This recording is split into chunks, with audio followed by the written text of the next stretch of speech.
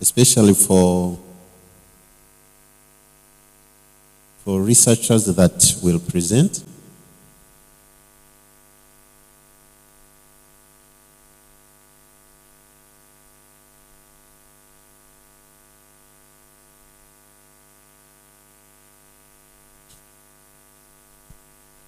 Okay.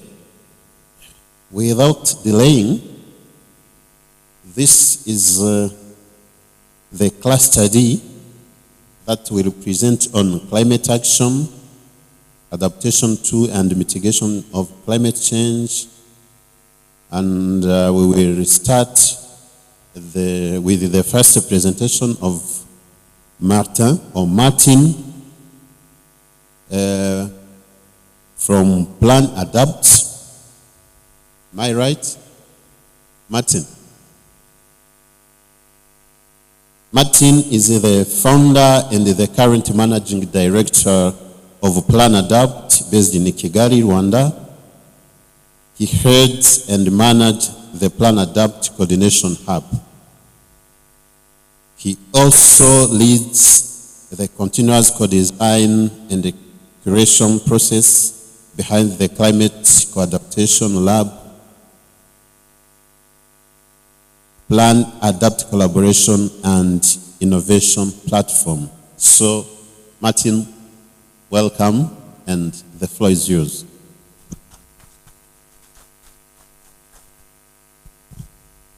Thank you very much for the introduction. Thanks for fixing the sound as compared to yesterday. It's much better. Well, as you can see here, we talked about the generation of climate data, climate information. And there's also a transition going from data to information to knowledge. And then this magic transitioning is happening to something that we actually want to do. We are thinking as researchers in view of research for society, research for impact, not just research for research. So let's look a bit deeper on how our research and all this data and information helps us to make better decisions and eventually helps Rwanda and Rwandan communities to adapt better. So thanks also to my colleagues. Christian is here, and another colleague has also contributed to that. Sorry, we have some issues. So yesterday, particularly in this session here that happened, we've seen output of models, we've seen tables, graphs, uncertainty intervals. And they come in the form of what you see here. But how does that help Rwanda to adapt? So first of all, we use the word adapt to climate risks, climate impacts.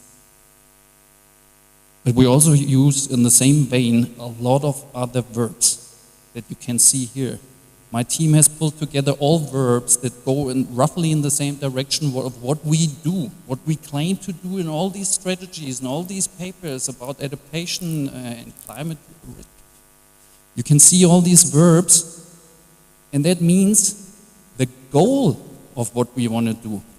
Reducing is different from avoiding. I think we all agree. Transferring risk to someone else is different to managing it. It's also different to tolerating it. So let's keep that in mind when we look at climate information. Climate adaptation, and I'm probably one of the dinosaurs. The first time I had the word adaptation, climate adaptation in my job title was about 20 years ago. I'm not sure whether anyone beats that here. It just means it's a new discipline. And we're going to get a bit deeper and seriously talking about adapting, because I do think, and I loved your presentation this morning, it's not rocket science. and we do what we knew was the right thing to do for a long time, and now we're putting the adaptation cover on top, partly. And we all do it. And I blame every one of us to do it. So you will see hundreds of adaptation strategy development guidelines, adaptation planning for different sectors, agriculture, water, intersectoral, and so on. And you'll see these nice diagrams, but basically means we want to do all these things, and some of these verbs reappear, prepare and recover and build back and transfer risk and so on. But let's look behind these I always call them super diagrams.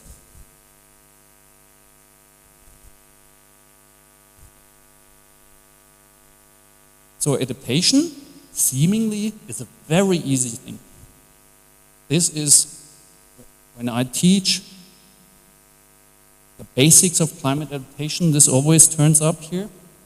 So over time, as we've heard, the negative effects of climate change will create costs. It will create damage. Unfortunately, as we see, it's ever increasing. Beth told us the costs of biodiversity loss, and over time, it's increasing. So if we adapt, we're reducing the loss, we're reducing the cost, we're reducing the damage. But we always need to think the adaptation measure, the adaptation strategy itself also has a cost. That's the difference between the green and the blue. And then the red is something that you know under another name. This is what this magic thing, loss and damage. The people that are going to COPs or are involved in climate negotiations, and where some people who do assessment these days, we don't do climate risk assessments anymore, vulnerability assessments, now we do assessments for loss and damage. And that's what this red is about, because it's the stuff that we cannot adapt to. So it's a very easy, and it's the core graph of what guides adaptation planning, adaptation thinking. But this is a schematic. It's very, very simplified, and the reality is more complex.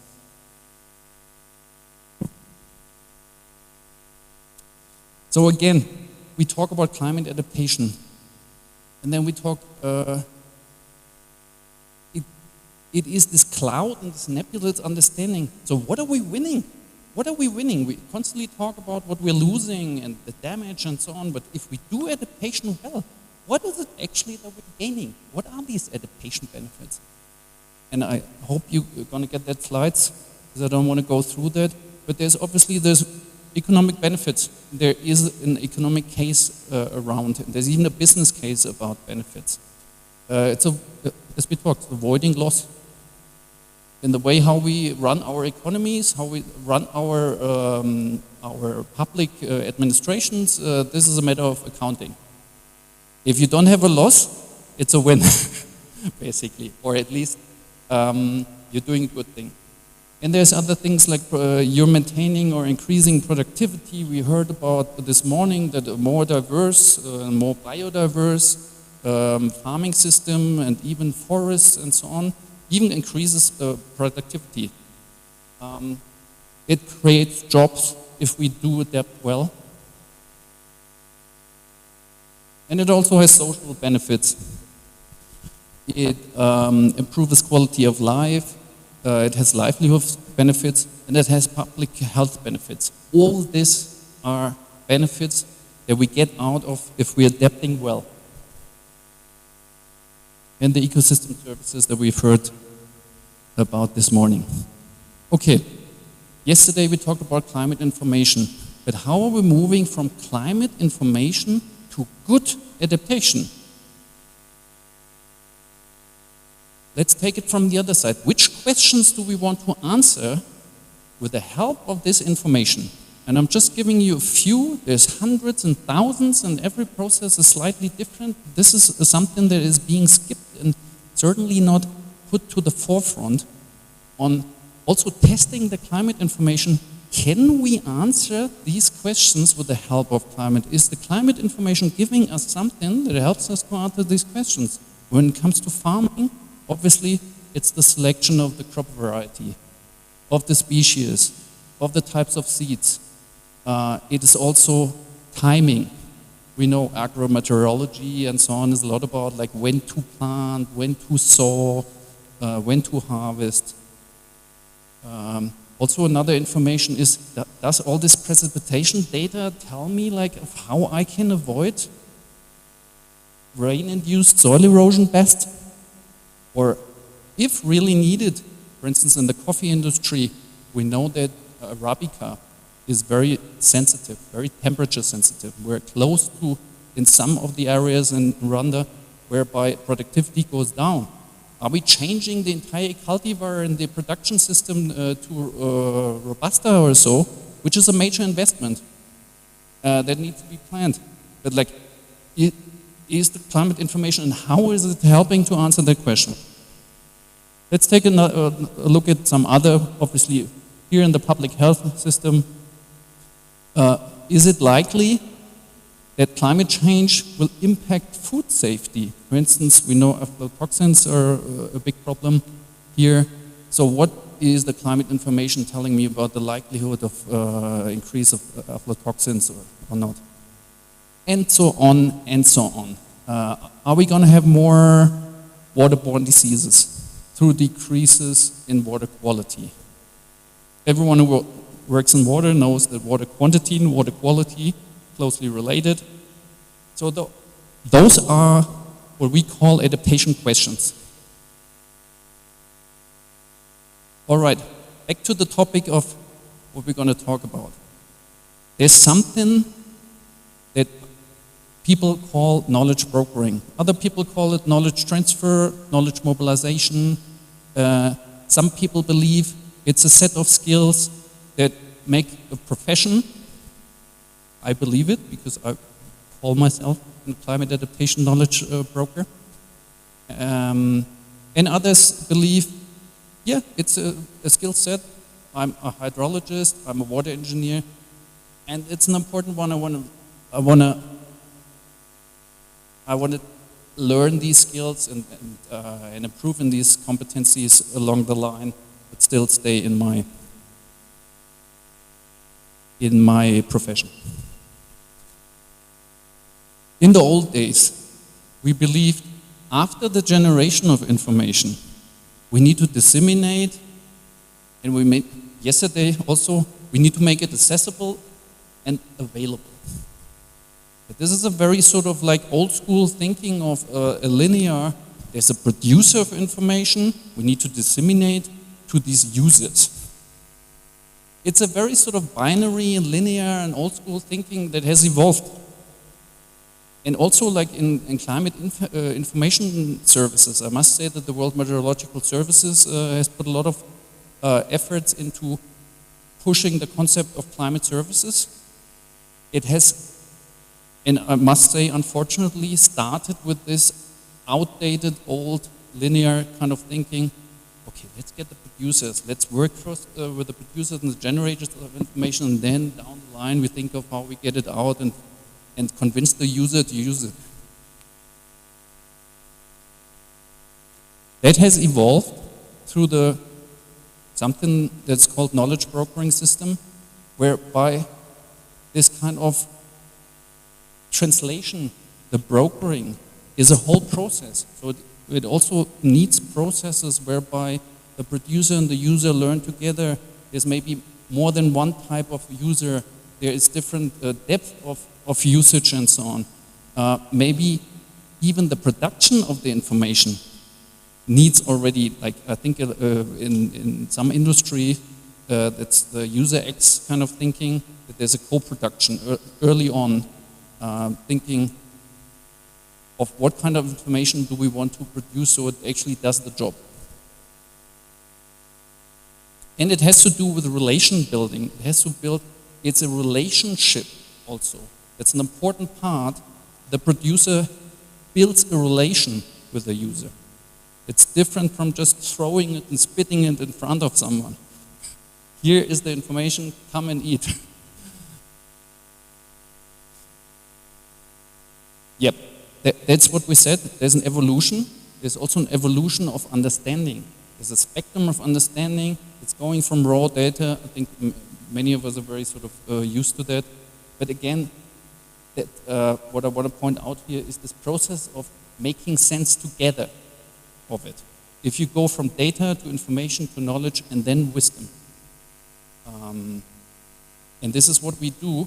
We take these decisions mostly based on wisdom, on agreement, maybe even on the interpretation of a certain information, because you can interpret it differently.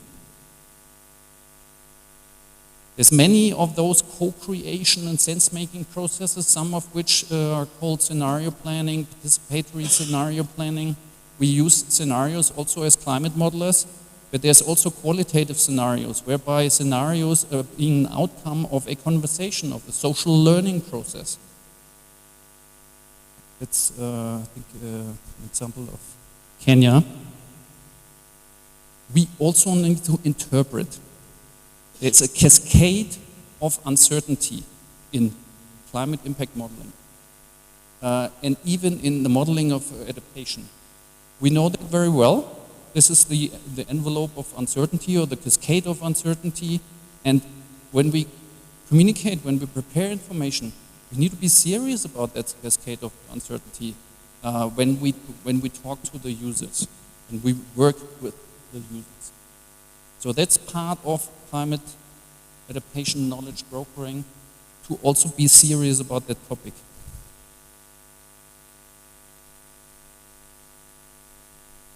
As we've seen yesterday, it's even about selecting which models. Yesterday we had model ensembles. We had colleagues that had selected 8 of 32. Why have they selected them, and why have they then taken the average of that ensemble? Which scenarios, which RCPs, which SSPs are we using, and so on. There's a whole sort of selection process to be done, and ideally it's done jointly. Because, yeah. We live in a world of over-information. I actually really don't like it when people talk of an information gap. There's maybe a knowledge gap, but we don't live in 2025 in a world of an information gap. We have an overflow of information. And hence, one of the knowledge brokering tasks is synthesizing. It's about summarizing. You know what the IPBES or IPC, they summarize thousands and by now 10,000s of papers. There's a lot of work at the University of Cape Town. There's an African center that has been established just for the synthesis of research or scientific information. And that also shows it's a skill in itself. We know that systematic literature reviews, I don't know who has done that and works on qualitative data as well. We even move into a new, and Bamba is not here. I don't know whether anyone here is involved in IPC or so, when you summarize thousands of articles. Obviously, AI comes into play. Large language models these days. In the old days, we have coded. I don't know who has ever done text coding, and also softwares where we've done systematic literature reviews of maybe 100 papers and get like a meta view. That is a knowledge brokering skill as well. Summarizing and synthesizing climate information. It's even filtering. We have so many portals that you don't even know where to go. I mean, obviously we all know the big ones. We know Copernicus, but there's every day there's a new portal on climate information out there, and they all mean well, but that also increases the work for the adaptation broker. So which of these portals should I go to? And then do they give the same information? So even filtering is a knowledge brokering skill. And one of the last ones is also visualization. We can do a better job, each of us. It's the question like, whose job is it? Am I the scientist? And then I have my colleague who is working in science communication. and I just ship over my information and leave the communication and the visualization to my colleagues. But we need to do a better job in visualizing climate information, because climate information is, as we've seen yesterday and today, and we know very well, complex. And hence, infographics. Beth used a lot of infographics this morning. And infographics is also, we talked about the planetary boundary this morning. 4 or 5 indirectly, obviously, all are related to climate, but some more specifically. This is one of the most known scientific infographics these days. And it's very well sort of conceived. It has this idea of boundary and going over the boundary. It gives the message of urgency and emergency.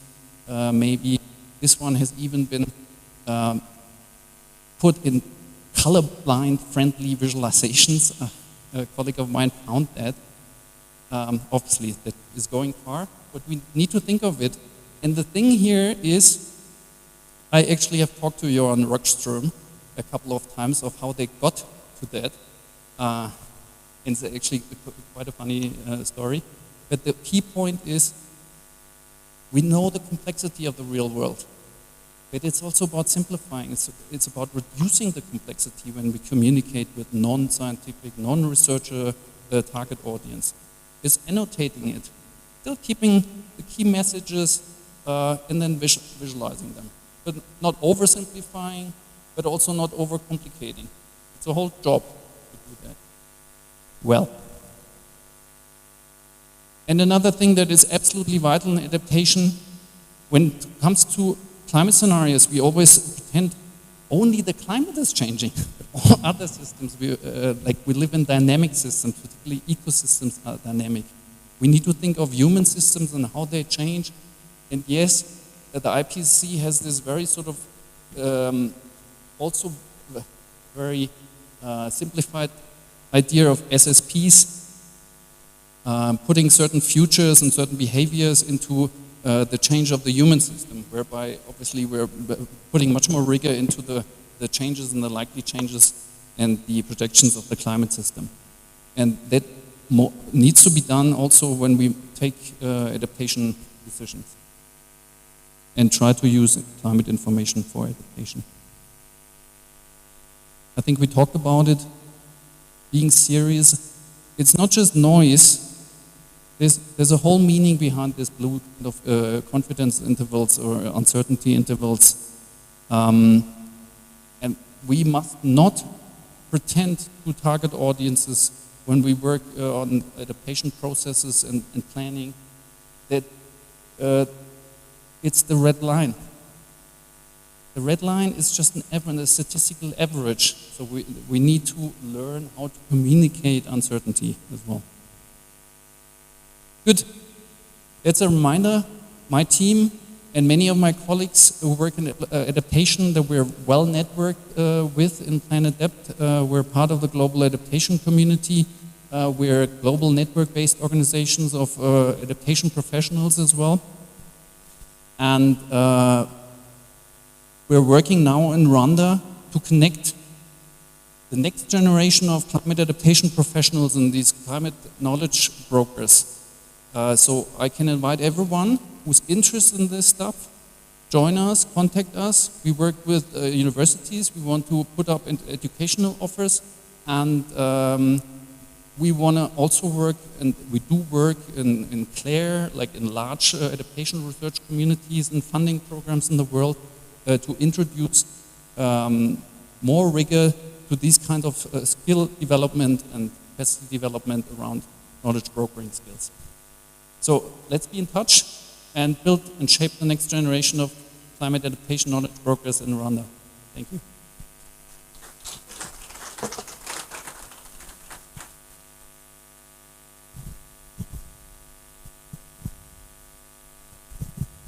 Can now take just 2 burning intervention or questions for handing over to the next presenter.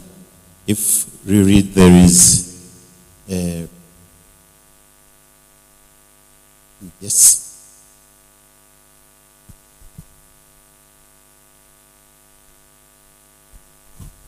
Thank you so much for a nice presentation. My simple question is, because you said that, by the way, my name is Leonard. You said that climate adaptation is among the benefits, you mentioned economic benefits. So I want to know, to hear you talking about how is the cost, climate adaptation cost, because sometimes for us who are living in developing countries, sometimes it's really costly. I want you to talk about it. Thanks. You want to hear a bit more about the cost of adaptation measures? Well, it depends. Like, my first argument comes back to what Beth this morning, it's not rocket science. Sometimes a behavior change doesn't cost any money. Not doing something, not causing harm, not over-consuming, not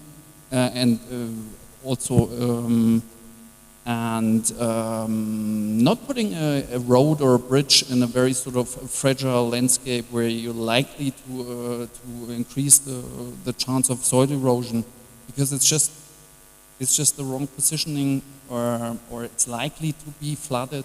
But yes, we have an economic interest to maybe put a road or a bridge and so on. But not doing it doesn't cost anything. And then there's the usual, also when it comes to, we talked about infrastructure planning yesterday in the climate risk assessment for infrastructure planning. Costs are related to dimensioning. Dimensioning, if you do build something stronger, if you use other materials that are more climate resilient, weather resistant or so, that could be a cost. Your colleagues from GIZ, they know that an adaptation project has a cost, because they have a budget. This is the money that GIZ or the German government puts on the table. So this is the cost. And also staff costs and any other initiative. So it's very broad, the actual cost. But obviously, and I want to believe and make a statement that probably nature-based solutions are cheaper than the ones where we don't use nature.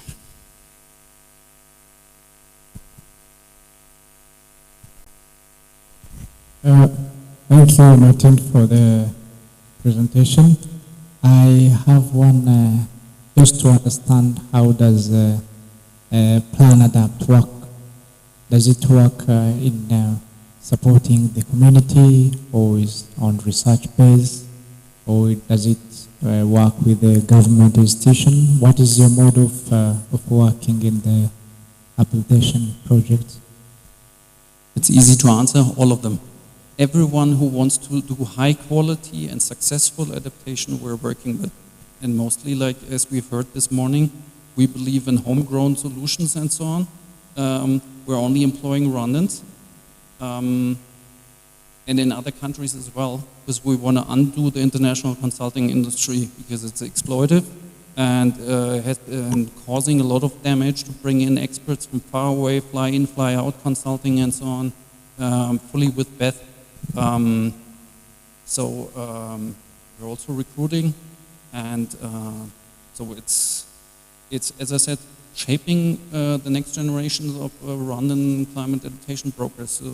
Anyone who needs it, we talk to the insurance industry as well, to the banking system. Adaptation is a topic for any sector. The problem with climate is just too massive that anyone can hide away. And it's not a luxury, it's a necessity. So you're working as a consultant? What's that? It's a consultant firm? No, it's not. Mm-hmm. It's a global network in a not-for-profit organization based and registered in Rwanda. Okay, thank you. The last one. Thank you. I'm Francois. I work in the sector of agriculture. I saw that our focus is on adaptation, but what I know, in addressing climate change impacts, we do consider also mitigation measures and adaptation. So I want to hear from you if you focus only on adaptation without considering mitigation aspects. Thank you. That's where our expertise. You need to know what you know best. For me, climate mitigation is the best adaptation measure.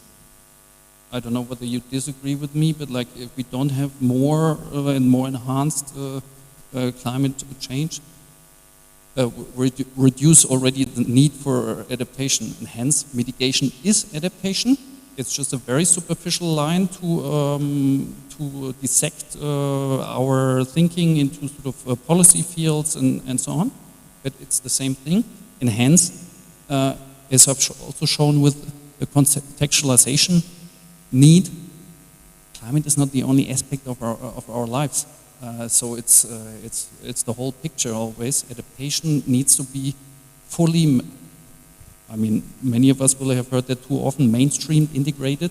Nothing is only done to create an adaptation benefit on this planet.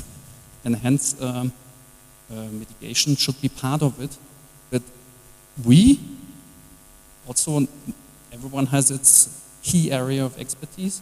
It's on adaptation. Another round of applause to Martin.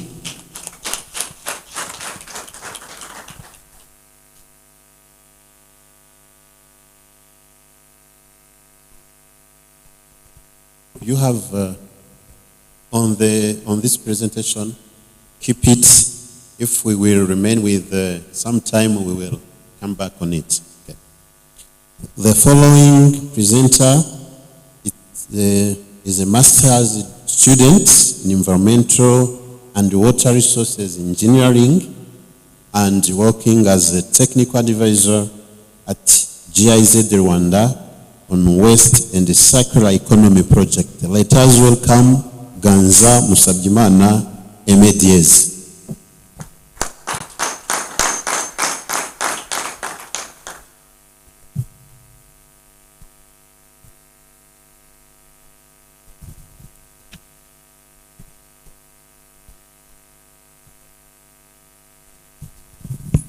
Thank you. My name is Ganza Diaz, as the presenter said. I work in GIZ as technical advisor in waste sector, but I would like to share with you my research, which is related to green infrastructure and stormwater runoff in adaptation measures. So we know every day in our life, we are in rain season, and if you go in the road, as it is now more in the urbanized area in Kigali, you can find in roads which is like flooding, and you have this storm water which is not infiltrating because you have this impervious area. So you can imagine what will happen in the future. So that is what inspired me to think more, what can we do? Can we design the cities which is more worth living for, or can we find simple solution for us as we are still building the new home to live in? We come up with the plan of new infrastructure. So that is what I'll be just focusing on my presentation today, sharing you with my research, focusing on the evaluation of the role of green infrastructure in mitigating stormwater runoff, a case study of Kinamba catchment in Kigali City.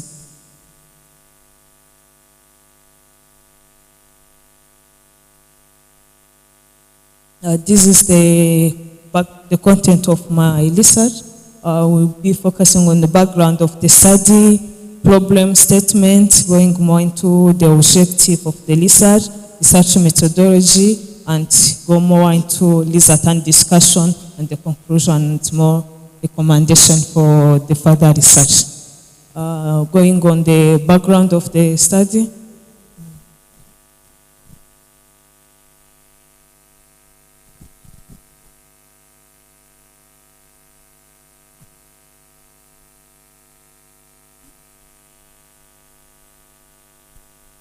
rapid urbanization, concentrated economic activities, climate change, driving environmental challenges like flooding, pollution, urban sprawl, and waste disposal. Unplanned urban growth disrupts a natural ecosystem and causing significant social, environmental impact in densely populated areas. I choose Kinamba area as the case study because it is more urbanized area and it is the hotspot for the flooding, which is now more in Kigali city. So infrastructure offer a sustainable alternative using systems like permeable pavement, rain garden, and bioretention to reduce runoff and improve water quality. But although the green infrastructure is successful in different countries, here in Rwanda, it is still not unexplored in urban areas like also Kigali city.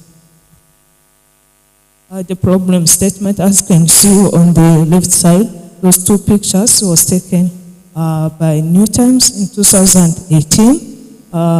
This is the Kinamba I'm talking about, and this was like one on day rain event, which of course those things, and that is what inspired me to look what can be done to mitigate this stormwater runoff, and one come up with the green infrastructures.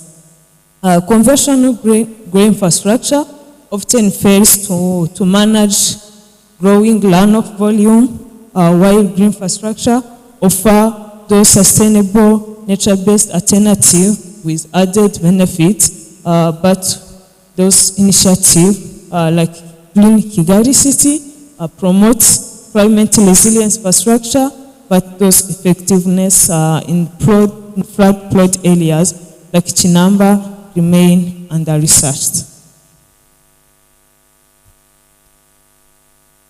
One major objective of my research was to evaluate the role of green infrastructure in mitigating stormwater runoff, specifically assessing its potential to reduce runoff volume and overflow within a Kinamba, also to assess the presence and coverage of the green infrastructure within the Kinamba catchment so that I can come up with the recommendation of what other new infrastructure can be introduced on that area, also to assess the key factors which are contributing to those stormwater runoff and analyzing the relationship between the green infrastructure and stormwater runoff reduction by increasing the infiltration rate.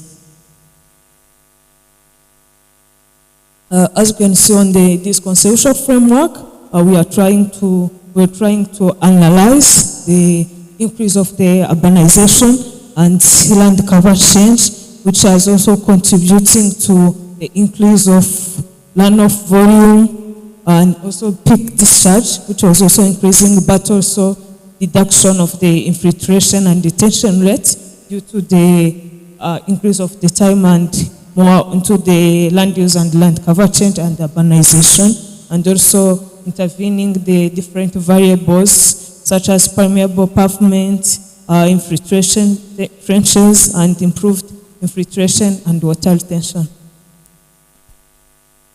This is the research methodology.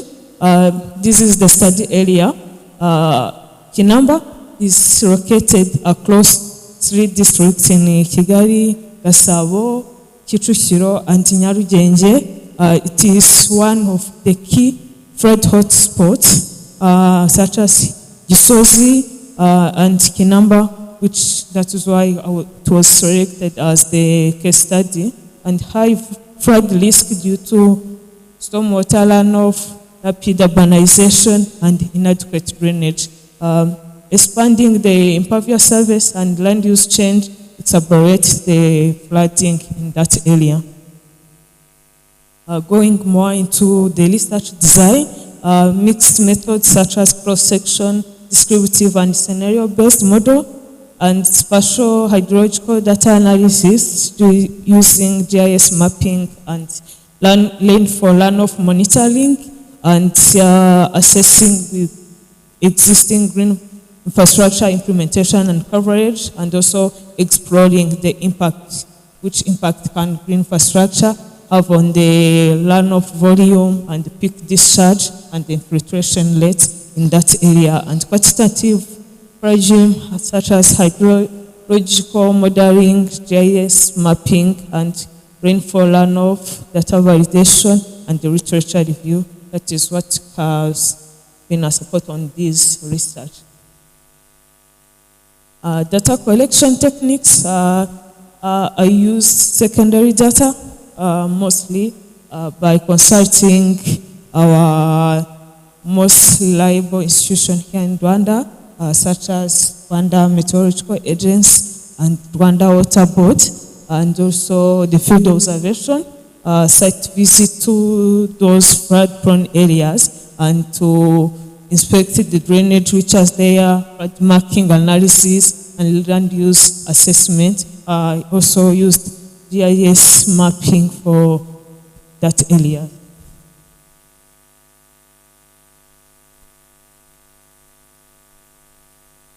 On the validity, reliability, and data analysis, those secondary data was come from the Rwanda Meteorological Agency and Rwanda Water Board, as mentioned, and also using GIS data for land use pattern, just showing different map of land use, land cover from 2017 and 2023. Going more into the research, one of the research was shown for the existing of the green infrastructure. As you can see on the picture on the left side, there is not like enough green infrastructure in that areas, which show like the limited of the green infrastructure coverage in the area, and poor functioning those green infrastructure, and the insufficiency of the drainage system there, and the different kind of type of green infrastructure can be proposed in that area, and which have the impact of runoff and low presence of the infiltration rate on the area. On this table, it is showing the runoff volume in that area. Sometimes you can find as the maximum discharge, which is around 555 meter cube per second, and the minimum one can be 0, no discharge on that area. You can imagine where those runoff is going, and which can cause more issues in the future, and which show there is a need to improve stormwater management strategy in that area. And this also on the peak discharge was somehow on the factors which are contributing to increase of stormwater runoff in the area. This is like the mean discharge, and which show there is a lot of discharge but not high on the infiltration. As you can see on the figure below, on the mean infiltration, which is quite low comparing to the discharge, which show like the low variability and consistently poor infiltration, which is an issue. Going more into the rainfall intensity, this is the annual rainfall from 2024 to up to 2024, and on the 2018 show the high peak rainfall, which was around 102 millimeter per hour, and that was on the picture, is on the background of the program. And the hydrological characteristics, we can go more into the comparison parameters, where we see what will happen if we don't have enough green infrastructure, which we have high runoff volume and you have peak flow rate. But if we introduce different kind of the green infrastructure, we can lower those peak flow, but increasing the infiltration rates, and also groundwater recharge can be increased, and the road sediment and nutrient contaminant can be improved as natural filtration and which is the current. What has been found there, it is the inadequate green infrastructure coverage and high runoff and low infiltration rates. And one of like the key benefit of the green infrastructure implementation was like to reduce those runoff volume, but not only stabilizing the peak flow. This is on the more into the land cover change, showing how within different kind of time the land use land cover changed in that area. Even if like you are seeing from 2017 up to 2023, there is more increase on the green infrastructure, the green coverage, and also reduction of the built up area was because of that area is still prone to the flooding area, but also showcasing like the existing of green infrastructure in that area still need to be more improved. This is more on the graph just showcasing the comparison of those land cover change during that timeline. As one of like the objective for this study was to showcase which different kind of the green infrastructure which can be implemented on that area. These different pictures was taken from here, Kigali, but still need to be introduced on those different areas, which is still different from the Chinamba areas. And here there is this type of green infrastructure and their functionalities, but because of within the time, I will not go more into deep to that. Summary of the findings. The study evaluated the impact of green infrastructure on stormwater runoff in Chinamba catchments, revealing increased runoff, flooding, and water pollution due to urbanization and climate change.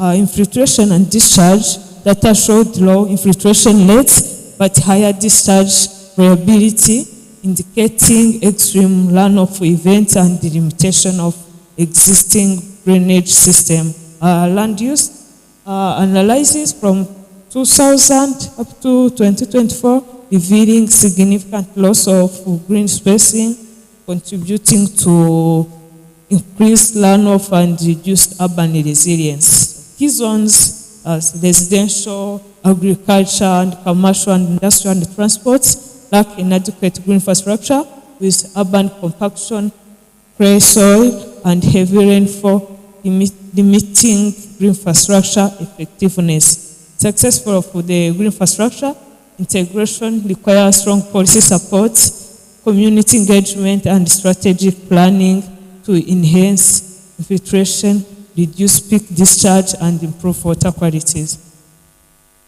As conclusion, the Kinamba catchment face high runoff volume due to the low of the infiltration rate, extensive impervious surface and soil compaction, which has been increasing within time, and also discharge data show extreme variability reflecting on the intense rainfall, limited green infrastructure coverage, and inadequate conventional drainage system. Green infrastructure plays a crucial role in enhancing infiltration, reducing peak discharge, and improving water quality, but its effectiveness depends on maintenance, planning, and policy support. Holistically approach by integrating the green infrastructure with conventional drainage is essential for sustainable waste management and long-term catchment resilience. For recommendation, I have divided into 5 categories. One for the strategic green implementation, green infrastructure implementation, data-driven evaluation by establishing the monitoring of the infiltration, discharge, and rainfall by using different stations. I mentioned Gitega station because they have a lot of data related to rainfall intensity.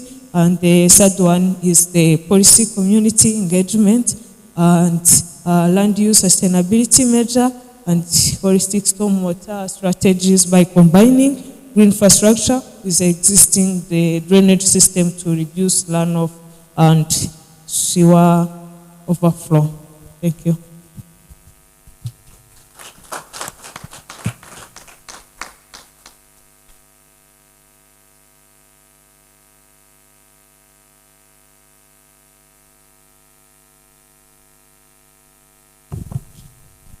Intervention, yes, please.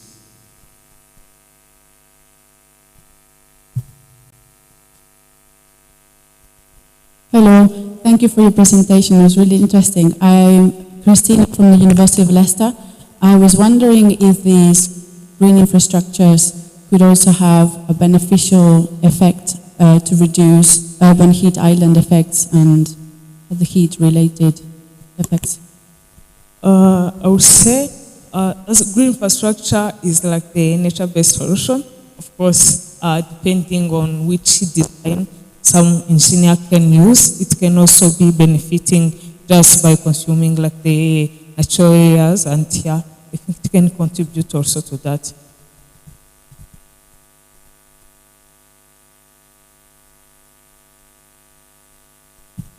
Hi everyone, my name is Blanche Wutera. First of all, congratulations, great research.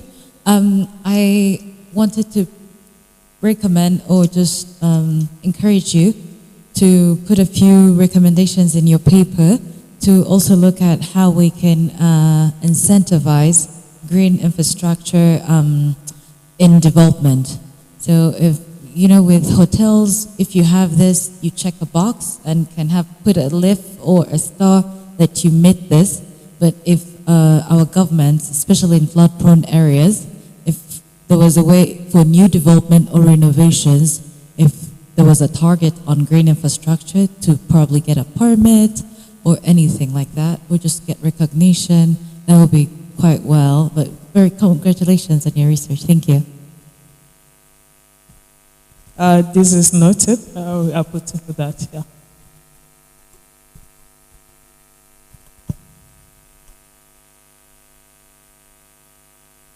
Please let us again applaud for MA.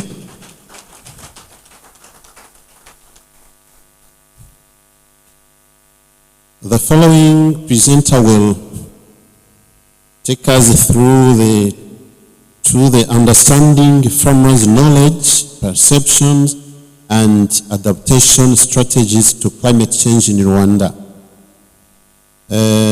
Is a postdoctoral fellow at African Institute for Mathematical Sciences in the Research and Innovation Center. Let us welcome Dr. Michel Rwema.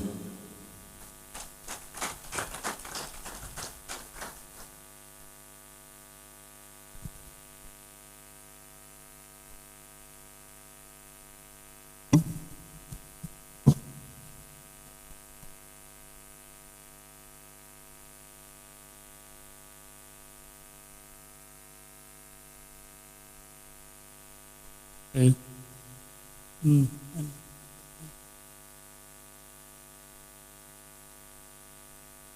Okay.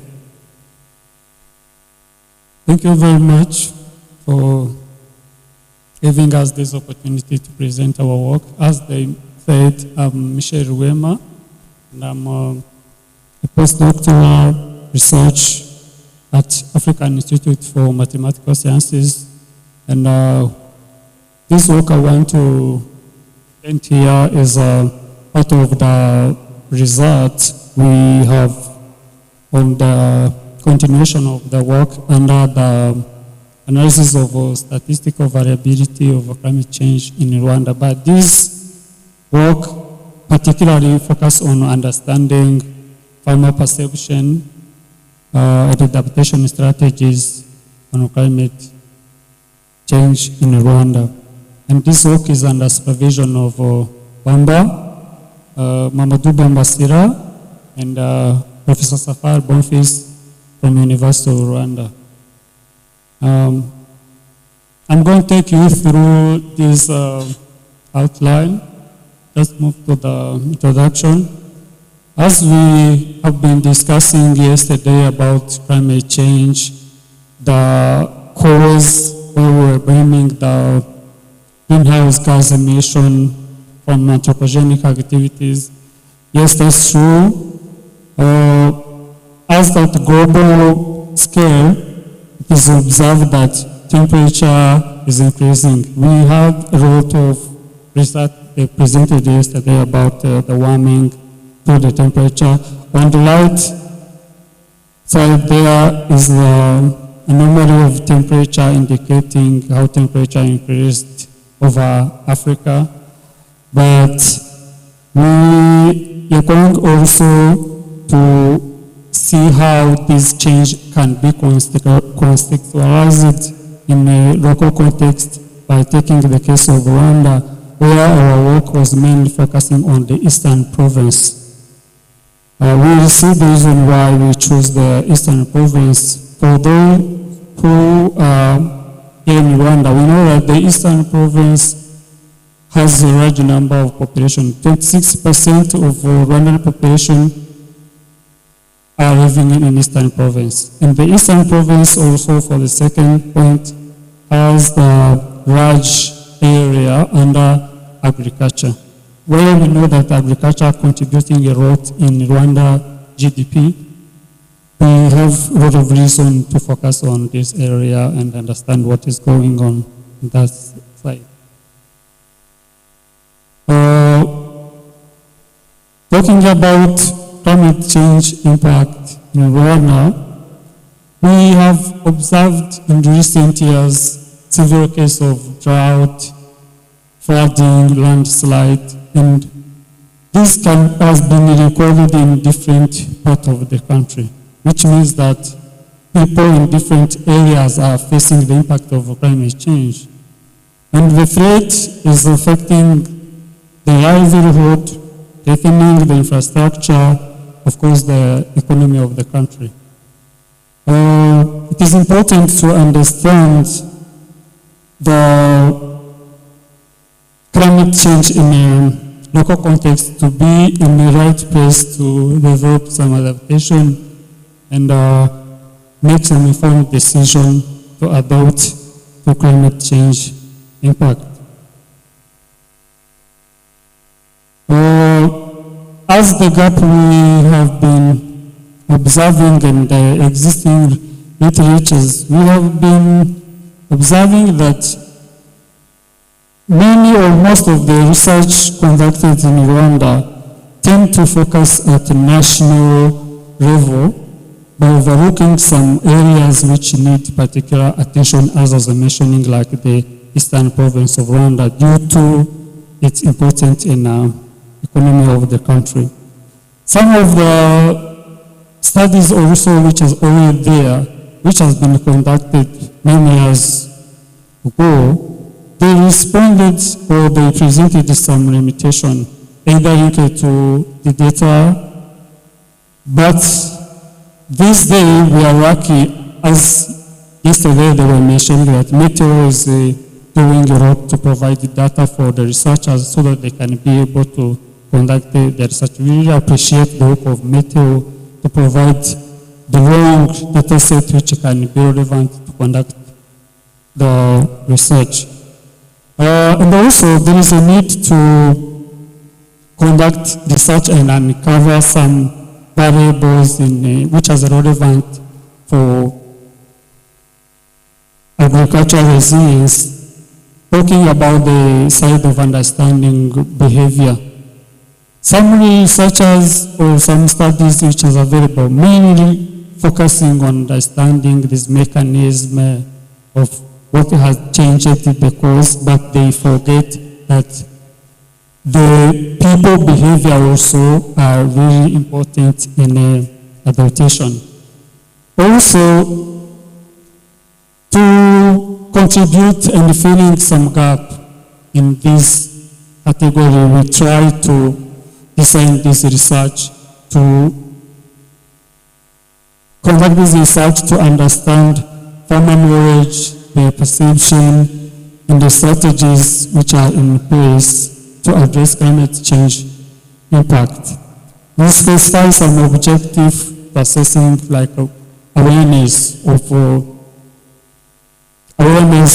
and the perception of climate change and impact in the Eastern Province. And also, we are analyzing the long-term historical data to know the existing trend or what happened, so that this can help us to validate farmer perception based on our findings, and also to document various strategies that are being used in the Eastern Province, Rwanda, and also to explore the existence of indigenous knowledge, as is important in this category, and also to identify the factors which are pushing farmers to make or to take some adaptation decision in Eastern Province.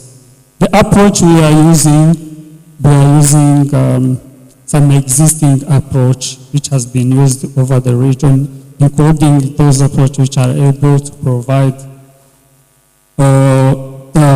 insights about the existence of monotonic trend in climate variables like Manikendo. We quantify the magnitude of those trends, also using this dynamic linear state space models, and also apply some hazard indices to understand the impact of occurred change. And also, as we are dealing with impact and understanding of the farmer, the only strategy is to meet the farmer who are facing these challenges. We conducted a field survey over the Eastern Province, and then we were able to meet 204 farmers, which are distributed in different districts over the Eastern Province. We reached into 5 among 7 districts over the Eastern Province. Then, having those data from the field, we apply some descriptive statistics just to understand what those data mean, and then also the logistic regression was used to obtain the marginal effects, which explain the relationship between the adaptation strategies and socioeconomic factors, also socioeconomic characters of the farmers, to explore that kind of relationship. As a result of what we have identified, in climate data, we have found that considering those variable like rainfall amount, onset, cessation, which are very important for the farmer who are in the agriculture sector, they need to know what is happening about those key variables that can affect their activities. And we have found that some of those variables get significant change, but others are not significantly changed. People may have different perception about what happened, if they are significant or not. And like in this case, we observed that the only significant change occurred in onset and seasonal dilation only for the SOND season, which is from September, October, November, December. Not for the long rain season we have here from March, April to May.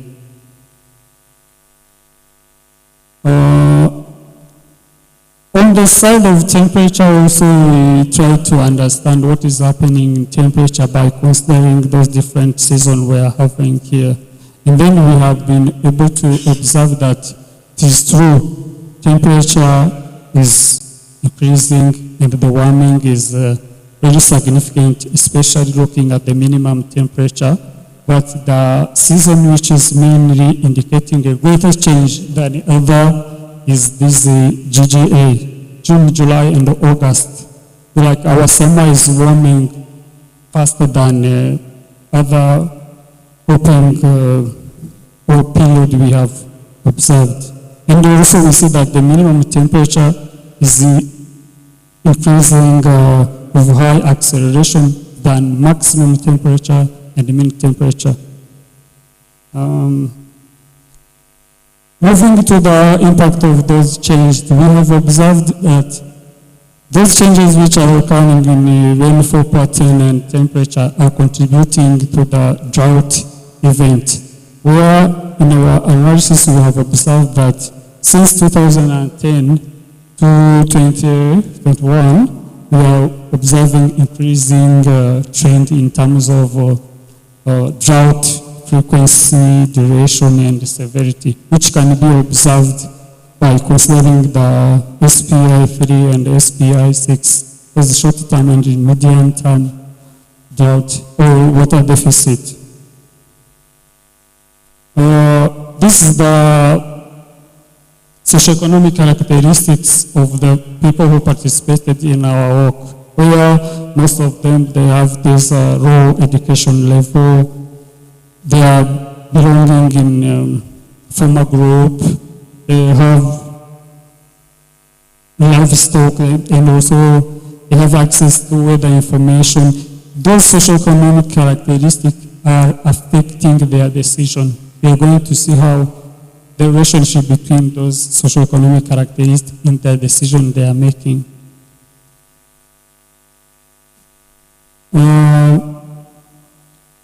On the farmer knowledge, we are interested to know what the farmer have as the knowledge about rainfall onset and cessation. As scientists, sometimes we see it and then we think that the understanding we have is what the people have on the field, which is totally different. But when we ask them what they know about the onset and cessation, farmers were able to say that they have indigenous knowledge they are using to predict the season. And there's indigenous knowledge. Some of what they say they are related to crowd. They were able to say that we can look the cloud pattern and see that maybe next week we are going to have season. Others, they are saying like we can observe the wind direction. So like when we are going to have the season, we experience wind blowing in this direction.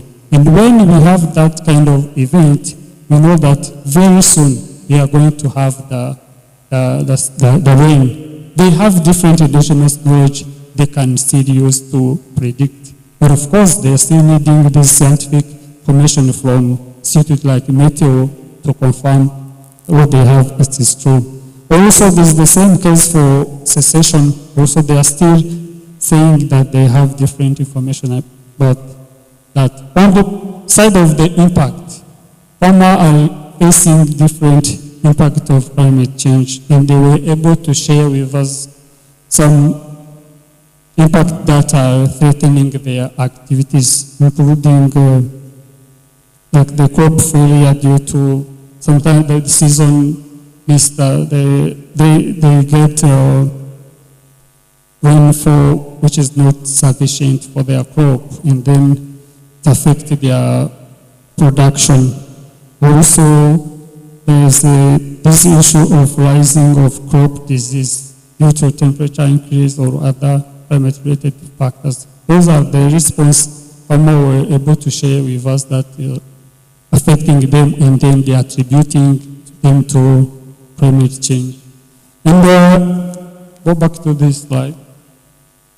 And facing those different impacts, farmers are trying to make different decisions to see if they can adapt to those challenges they are facing, taking different measures, strategies, including agroforestry, trying to change different crop variety to see which one can help them, application of fertilizers, and sometimes they shift the planting bed to see which one can help them to adapt to the challenge they are facing. Moving to the next slide.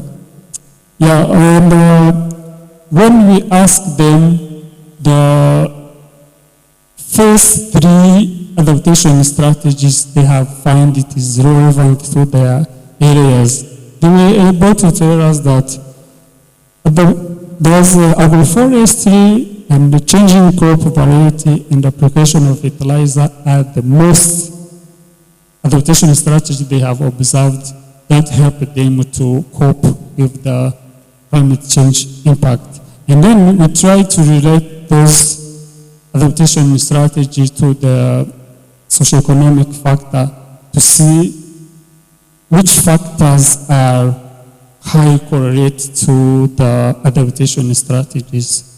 And then we are able to identify those adaptation strategies and how they relate to the socioeconomic factors, where we can see in this table some of the adaptation strategies have a significant correlation with the adaptation strategies. Taking this example of like the livestock ownership or this farmer group membership, we have this can be interpreted to say that farmers who belong in a farmer group, they are likely to adopt the change of crop variety 2.7 more than farmers who are not belonging in the farmer group membership. We can see the importance of some existing measures in place, how they play a role in influencing farmer measures. Also, taking this example of access to weather information, we can see that they have a positive influence on farmer decision, both in planting tree and changing crop varieties. You can still see that they are still having some positive influence, but others, they are indicating different relationship with existing measures farmers are taking. We think that this work was very relevant as it provides insight that can help those who want to, for instance, policymakers, those who are in position to develop intervention, just informing them where they can put much effort to support the local community by knowing their challenges and what they are facing. Also, this work has explored some variables which have been not explored before. We can see that few research existing on Rwanda, this category is not fully touched. We have seen that several studies on climate factors, changes, but this was not fully exploited, and also to be conducted in a localized context to reflect what is really happening in the Eastern Province, as the key area for Rwanda economy also is another important aspect. Just concluding by summarizing what I've been discussing, is like we have presented that the Eastern Province is experiencing significant warming trend, and also drought also is increasing as we saw. Also, we observe that farmers are aware of climate change, but there is also part of the farmer who don't have much information, where their perception are different from what we have observed in the data. And I'd like also to close this by acknowledging the effort is made by Meteo Rwanda to share the climate data, be able to conduct this work, and also the funding we received from the African Institute for Mathematical Sciences with financial support from the government of Canada, provided through Global Affairs and International Development Research, IDRC, and also the Research Council of Finland. I would like also to appreciate the work done by my team who helped me to meet those 204 farmers in the Eastern Province. Here are the reference and Thank you very much for your kind attention.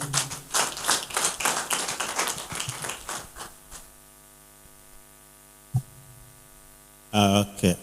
And now I'm seeing 1, 2, 3, 4, 5, 6. Just I take 6 and be straightforward to the point. As I'm being straightforward, I saw the sample of the questionnaire, but I saw in the representation of participants the district of Bugesera and Rwamagana were not touched. There was no participants. Why? Thank you. Okay. When we are trying to make sample from the district we should reach, there are 7 districts. As you understand it, we have 7 districts. And then we try to, because this, I said this work is a continuation of the work we did before. If you look at, maybe we have to look at our previous publication. We split Eastern Province into 3 microclimate zones.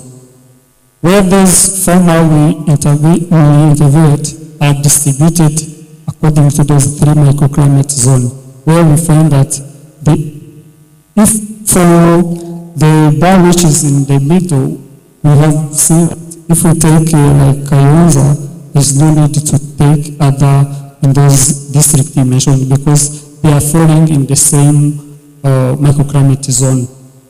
That's why we distribute them, and then we say that taking some in north, in the middle, this part area, and also in this below zone which take the part of the southeastern part of the eastern province. Yeah. Thank you. That was the question is responded. The second, you assessed the perception of farmers, especially on the rainfall and the starting and ending of the season. Have you looked on the timing, their perception of timing of seasons and cessation and exact? When do they perceive that can start or end, so that during the definitions of onset and cessations that can match exactly with the local knowledge of the local area instead of generalizing the onset cessation definitions? Thank you very much. That is an important question.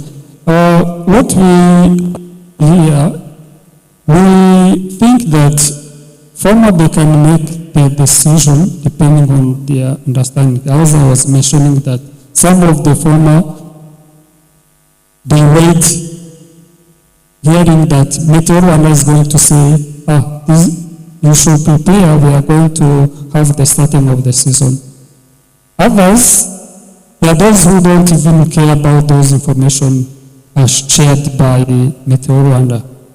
Some of them will say, where can we get those information? You display them on the radio, but they cannot get them. It's up to them to say, to use this indigenous knowledge. They are saying, if we observe those kind of, like looking at the cloudy pattern and also looking at this wind direction and temperature change, they can make a decision and see also their colleague what they are, if they are making decision on starting planting. That is what we assessed in the information they shared with us. And then we went to see, for our case, we went through the climate data. We computed those indices like onset and cessation, and we were able to know that these variable onset and cessation tell us that they are shifting. They're indicating like a shift. Season is going to start early or is going to be to delay. That is what we investigated. But we were able also to ask farmers what they think about the standing, what changes happened about the standing or the ending of the season. And they were able to validate that based on our finding from the climate data to see, are the farmer perceiving correctly what we have observed or not. That is what we did about that. Thank you, Doctor, for the great presentation. My name is Christian. I'm with the Climate Adaptation and Research Consulting Rwanda Plan Adapt affiliate. I have a quick question. You really touched on this complexity, interdependence complexity between modern systems and local knowledge, of which you extended to indigenous knowledge. One of the recent growing pieces show that modern systems, when they interact with local systems, excluding climate change, it's kind of like influence vulnerability in a way. So there is over-reliance on strategies that does not work. So I was curious to hear from you. You mentioned farmers have a way of coping, and then they wait for the information to arrive so they can confirm. What do you think is the core component around that kind of understanding? Is it access to information? Is it synthesizing? Is it contextualizing? Which components would you share with us that are key driving components to reinforce adaptability of these modern systems of information? Thank you. Can you break your question in a way so that I can?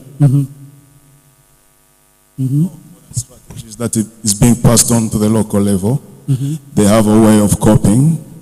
So you say they wait for this information to confirm. I found that critical in adaptation, and I was curious to know which component can you share with us around this access to information? Is it access only? Is it synthesizing? Is it contextualizing? What factors would you share with us for them to adopt this information and put it into use? Thank you. If I get your point correctly, touch on this, about the information farmer receiving during the field work, we have seen that the reason why farmers are not using this modern information, first of all, there is the channel of communication. Which channel are being used for farmer to have this kind of information? The second is the way information shared is contextualized. Are it in the language that can be understood with those local farmers? We've seen that there is issue of education level. Most of them, they attend like this primary. They have this primary education level. Some information might be hard for them to interpret. They will need like assistance or someone who can understand and help them to understand what the information say and advise them what they can do. If I touch it well, maybe we can have further discussion about this and what we have done on this work. Yeah. Thank you. In the adaptation literature, this is often divided between autonomous adaptation, where adoption of a new strategy is a result of self-mobilization, coping, self-mobilization, or it's a reaction to an external input, advisory, information from the agro-input dealers, government, Minagri. So you're saying it's mostly the latter, just to confirm that? And also I wonder, have you regarded or have you looked at the effectiveness of these adaptation strategies? Yeah, to talk about the effectiveness of those adaptation strategies, that is like a recommendation or the insight we can have about the work done. This is like a recommendation for further research to validate. Even the accuracy of this information from share, this perception they have, there is a need to conduct the scientific research to validate what they have said. What we have said also is a recommendation for further research, which can be built on what we have done. Some research can also take over and continue getting this information. Thank you. That was really great research you presented, and I think really important. I love that it's interdisciplinary.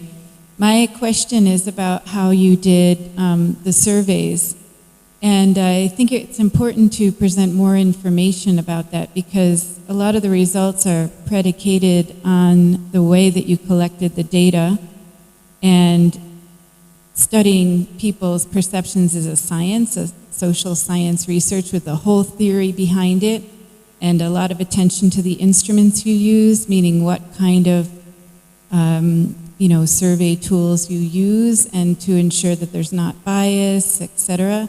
So it would be really good to present that because I think your study can really be a nice model for how that could be done here to combine the climate science data with the farmer perception data to understand, especially if you want to publish this or present it again, you're going to need to present that information to sort of backstop the validity of those data. Thank you very much for your comment and reflecting on what you've said.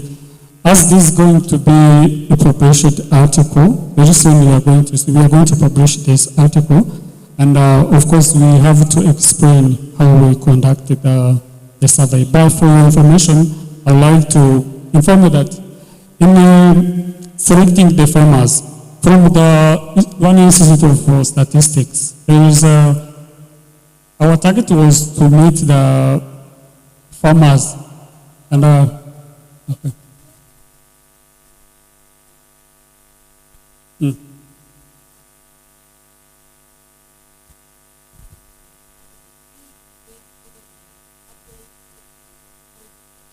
Sure. It's going to be seen in the publication. Thank you. Thank you. It's a good presentation and congratulations, Dr. Wema.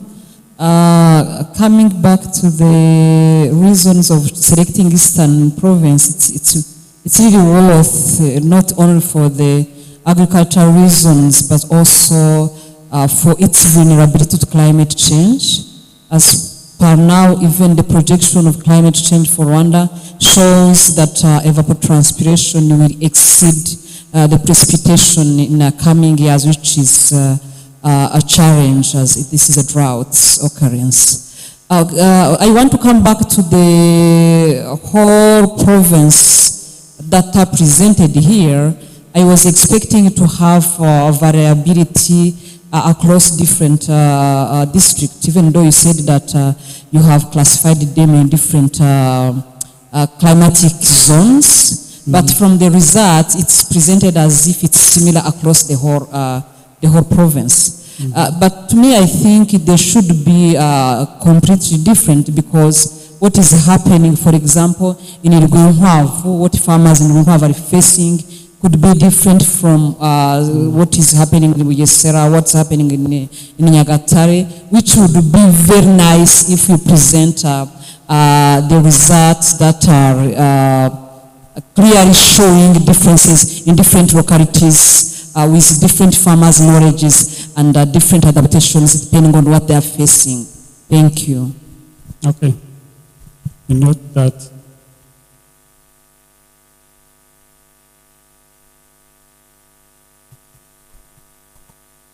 Okay, maybe to add something on what we have said.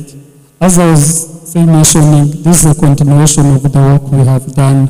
We have previous publication or previous work about the variability in terms of rainfall, number of rain days, season, considering the grid sea level, which can be able to reflect what you are mentioning, these spatial variabilities. The previous work are already there and is already published.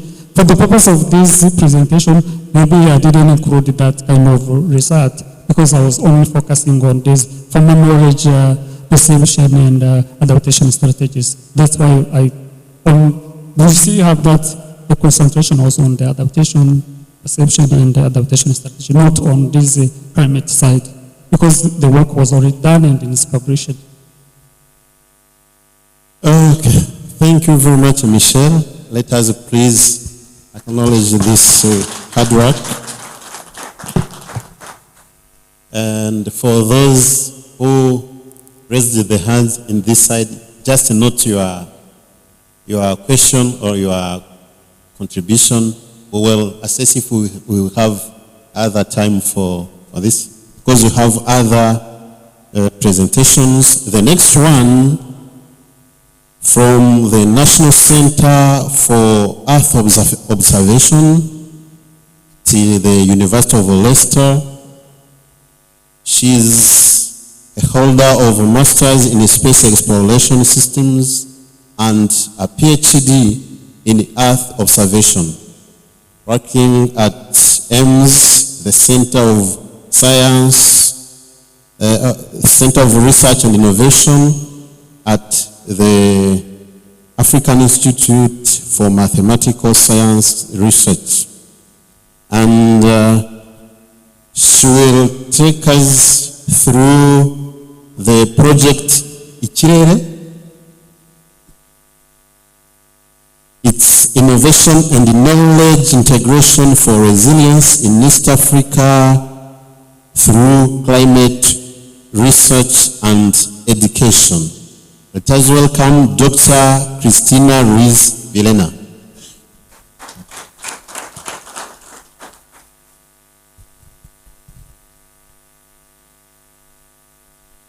Hi, thank you very much.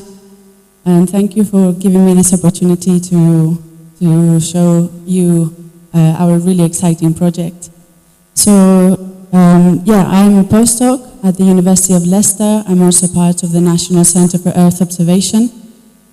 And I showed here some of my co-authors, although there's other people involved. And today I want to show you this collaborative research that we have with AIMS RIC here in Kigali. And also I will show you some preliminary results of some work we're doing as part of this. So next slide, please. Just I wanted to show you briefly the context of this project, how it came about. So it is funded by the UK Science and Technologies Facilities Council, and it's the program Africa-UK Physics Partnership in collaboration with the Institute of Physics in the UK. And this project, this funding stream is a response to some analysis that was done which showed that out of all of the research programs across sub-Saharan Africa, only 5% are related to physics.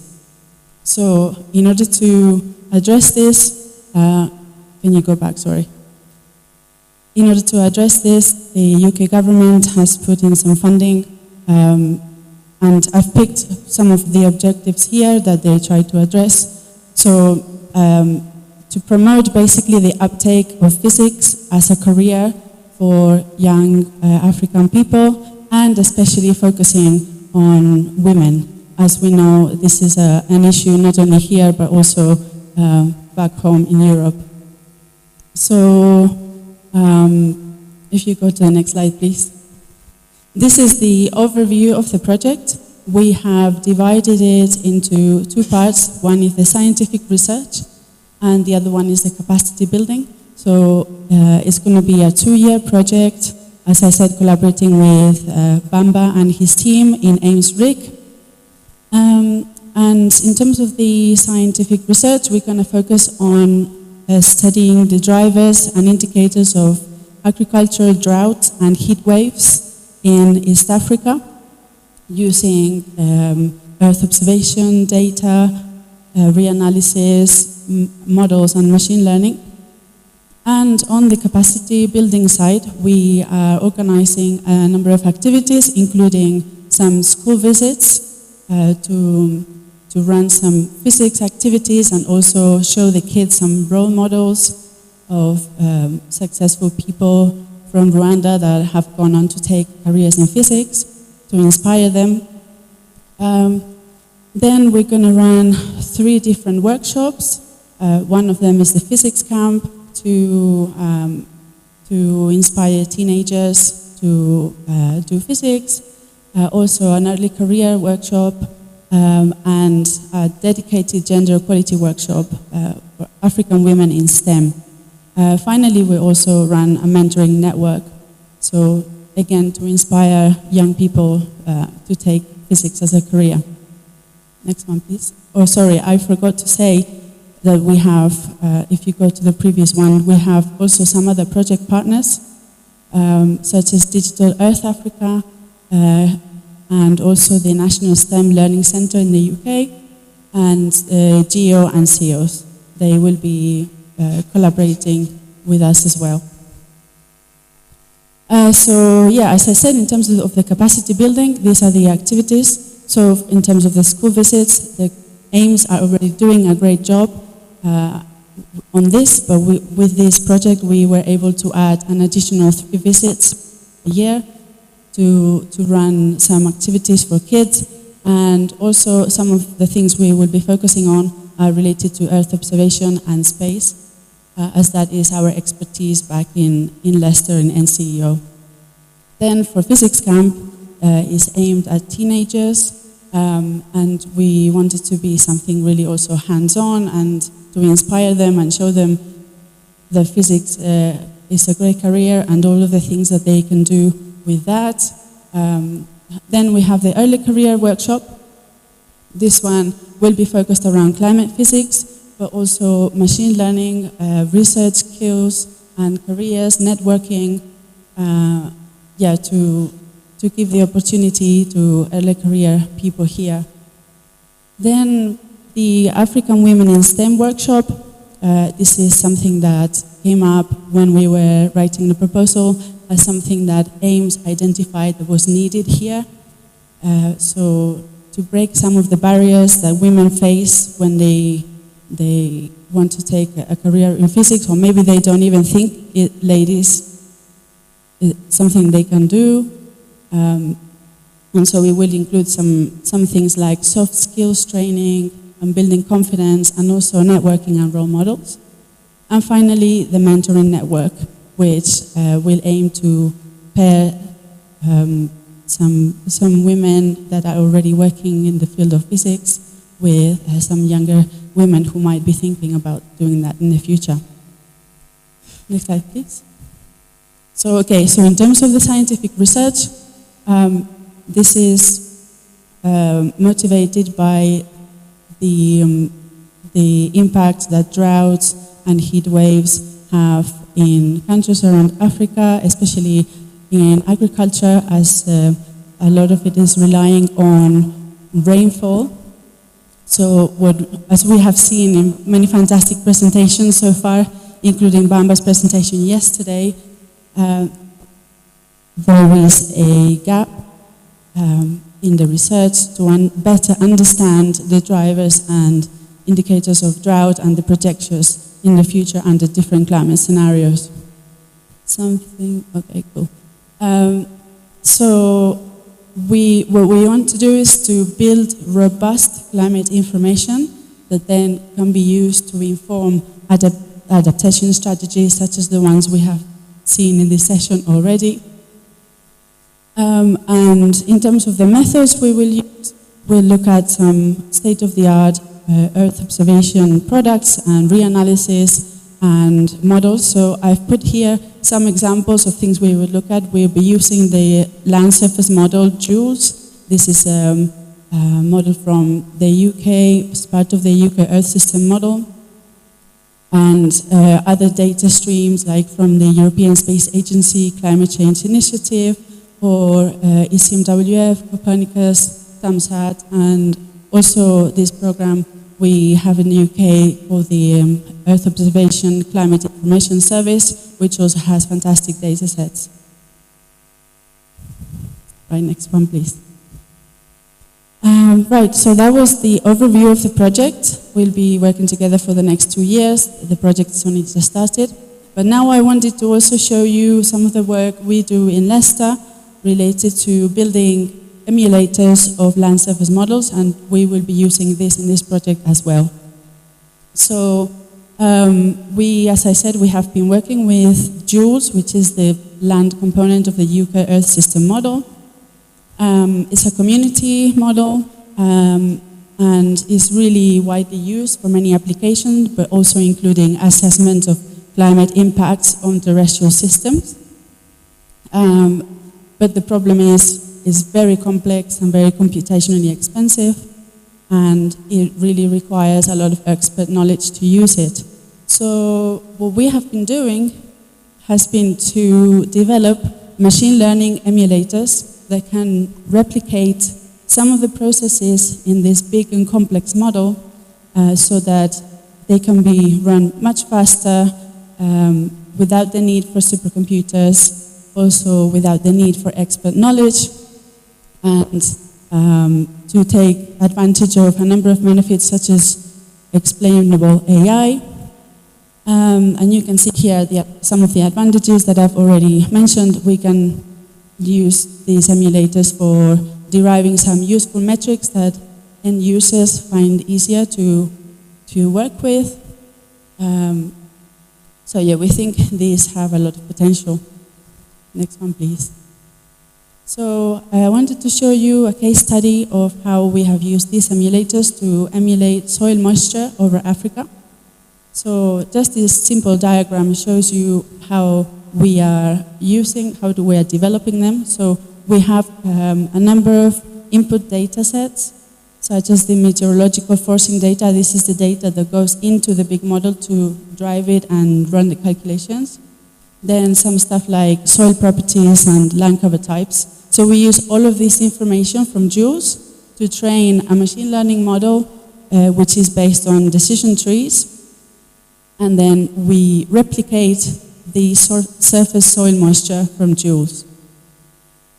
Here are some of the results. So we trained the model with about 19 years of data from JULES, and then use data for 2020 to validate our results. And what we found is that it can reproduce soil moisture from the top soil layer from JULES really well. I'll take you through these maps. If you focus on the R squared on the bottom left, we can see that most of Africa is quite orange, which is towards the R squared of 1. This means a really great agreement between our emulator and the original JULES data. And here are some of the error, which we can see is quite small, mostly below 10%. Next one, please. Here, I put some examples of time series just to showcase in different locations what our results look like. So we can see in black, the black line will be the original model, soil moisture. This is for 2020.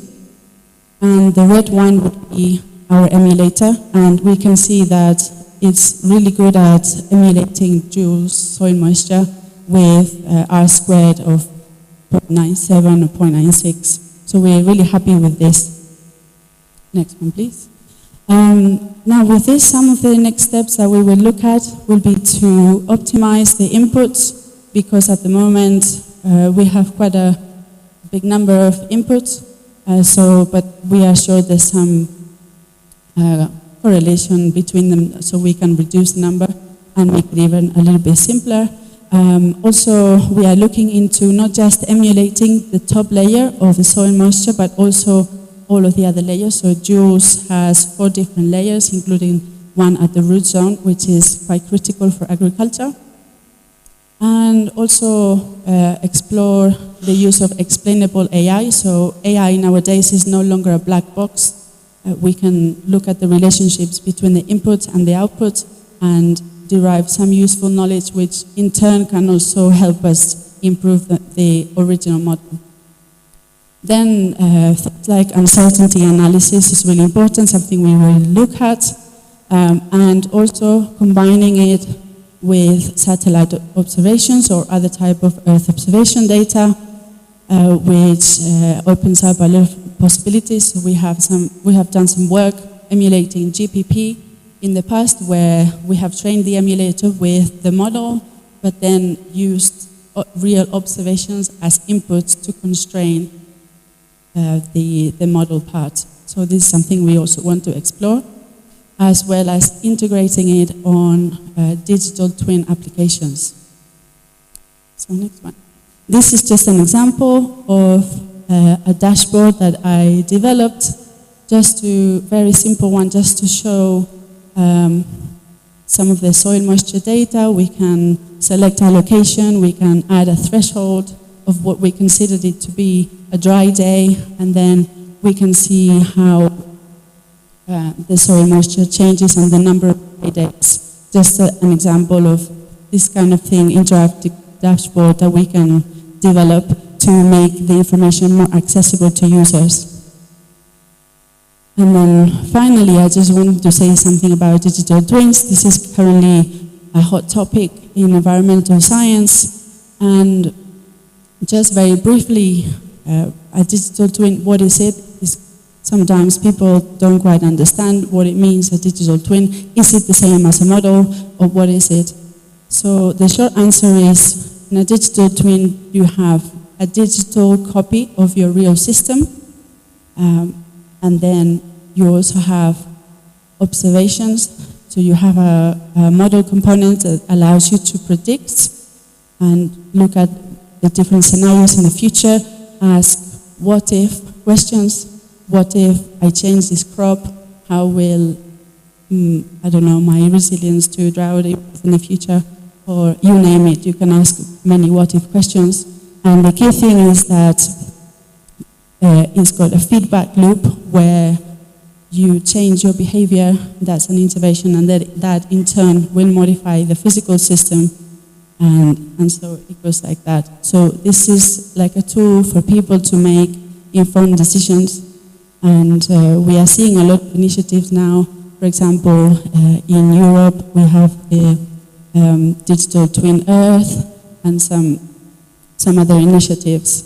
And we think that with our emulator technology, it can be a building block towards such a digital twin system. Next one, please. Just to finish, I wanted to leave you with a summary and also with my contact details in case you have any comments, any suggestions, or want to collaborate or discuss our project, Ichidere, some more. I'll be really interested to hear your thoughts. And just to summarize, we have this really exciting new project collaborating with AIMS in Rwanda, where we'll be looking at drought and heat waves in East Africa and also running lots of exciting capacity building activities. And on the other hand, we have also been working on some machine learning emulators for soil moisture from the land surface model JULES, which so far have been showing really promising results. So thank you so much.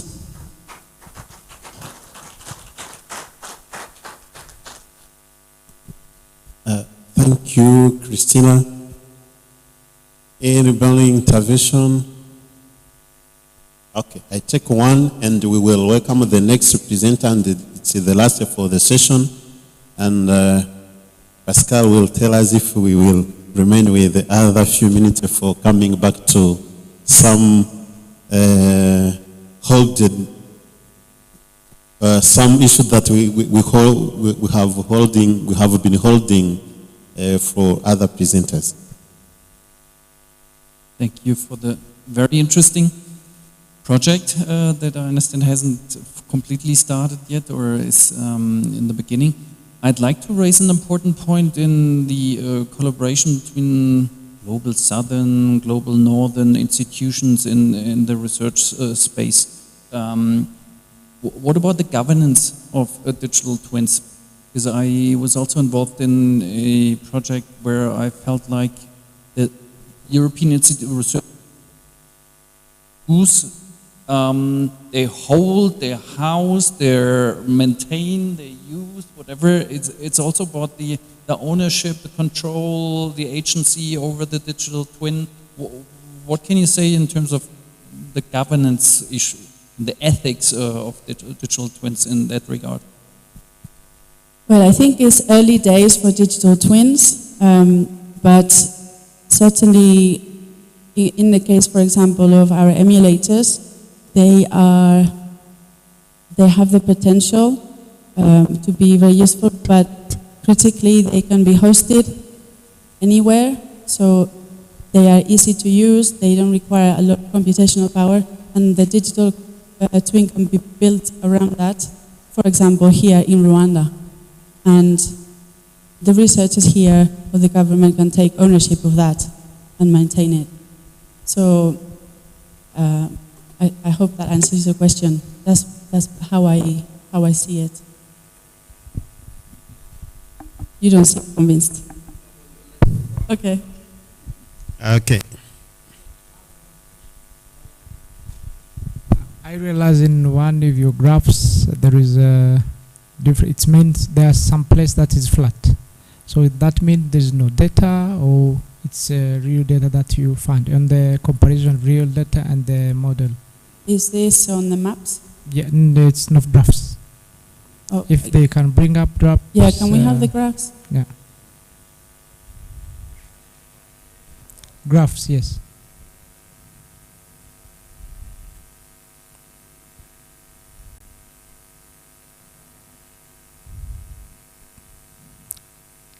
Yes. This one? Yeah, those ones. Okay. So what the meaning of the peaks and then the flat part of the graph? That means there is no data, or sorry, can you from 20 May up to September, I think so. Oh, when it's low? Yes. The moisture is that means the soil moisture is low. very low. Yeah. Okay. In some cases, even near zero. Okay.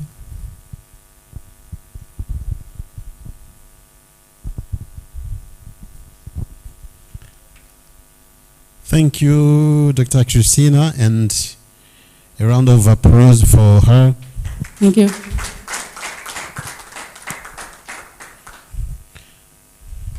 And for concluding this session, we will have Mutanga Nakavera, who will tell us about the concluding applications of DICA, whether guided potato production management reduces pesticide application. Kavera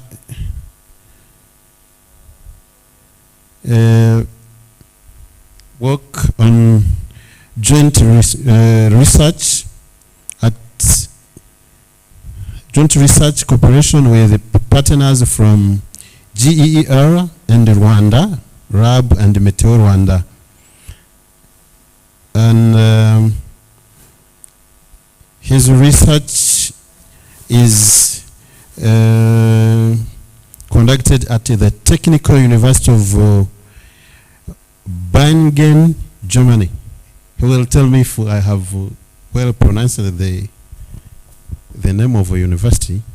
Technical University of Bingen. Of Bingen, Germany. And the floor is yours. Let us welcome him.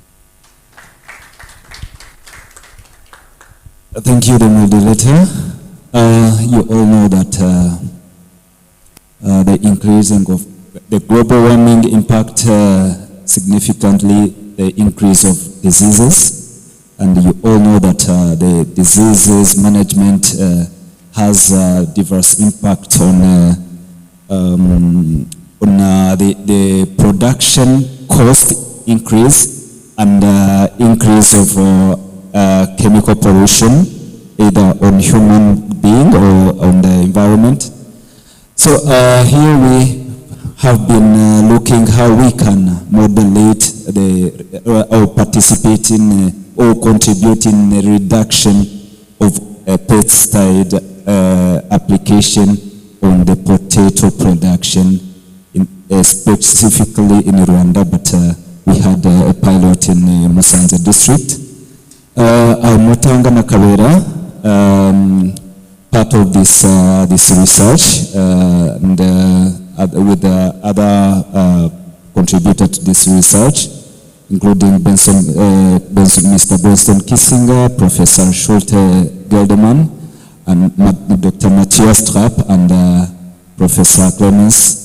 So all contributed to this research under the partnership of Rwandan government and the government of state of Rhineland-Palatinate with support of GSD Rwanda.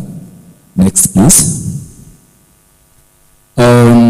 This is a list of contributors to this project, including Rwandan Agriculture Board, Rwanda Meteorological Agency, S3 Rwanda, which is hosting the server, and Rwanda Space Agency, and which is getting the server from the S3 to Rwanda Space Agency, which is going to be hosting this viewer, and Urugaga Imbaraga, which have been contributed much in farmer technical advisory.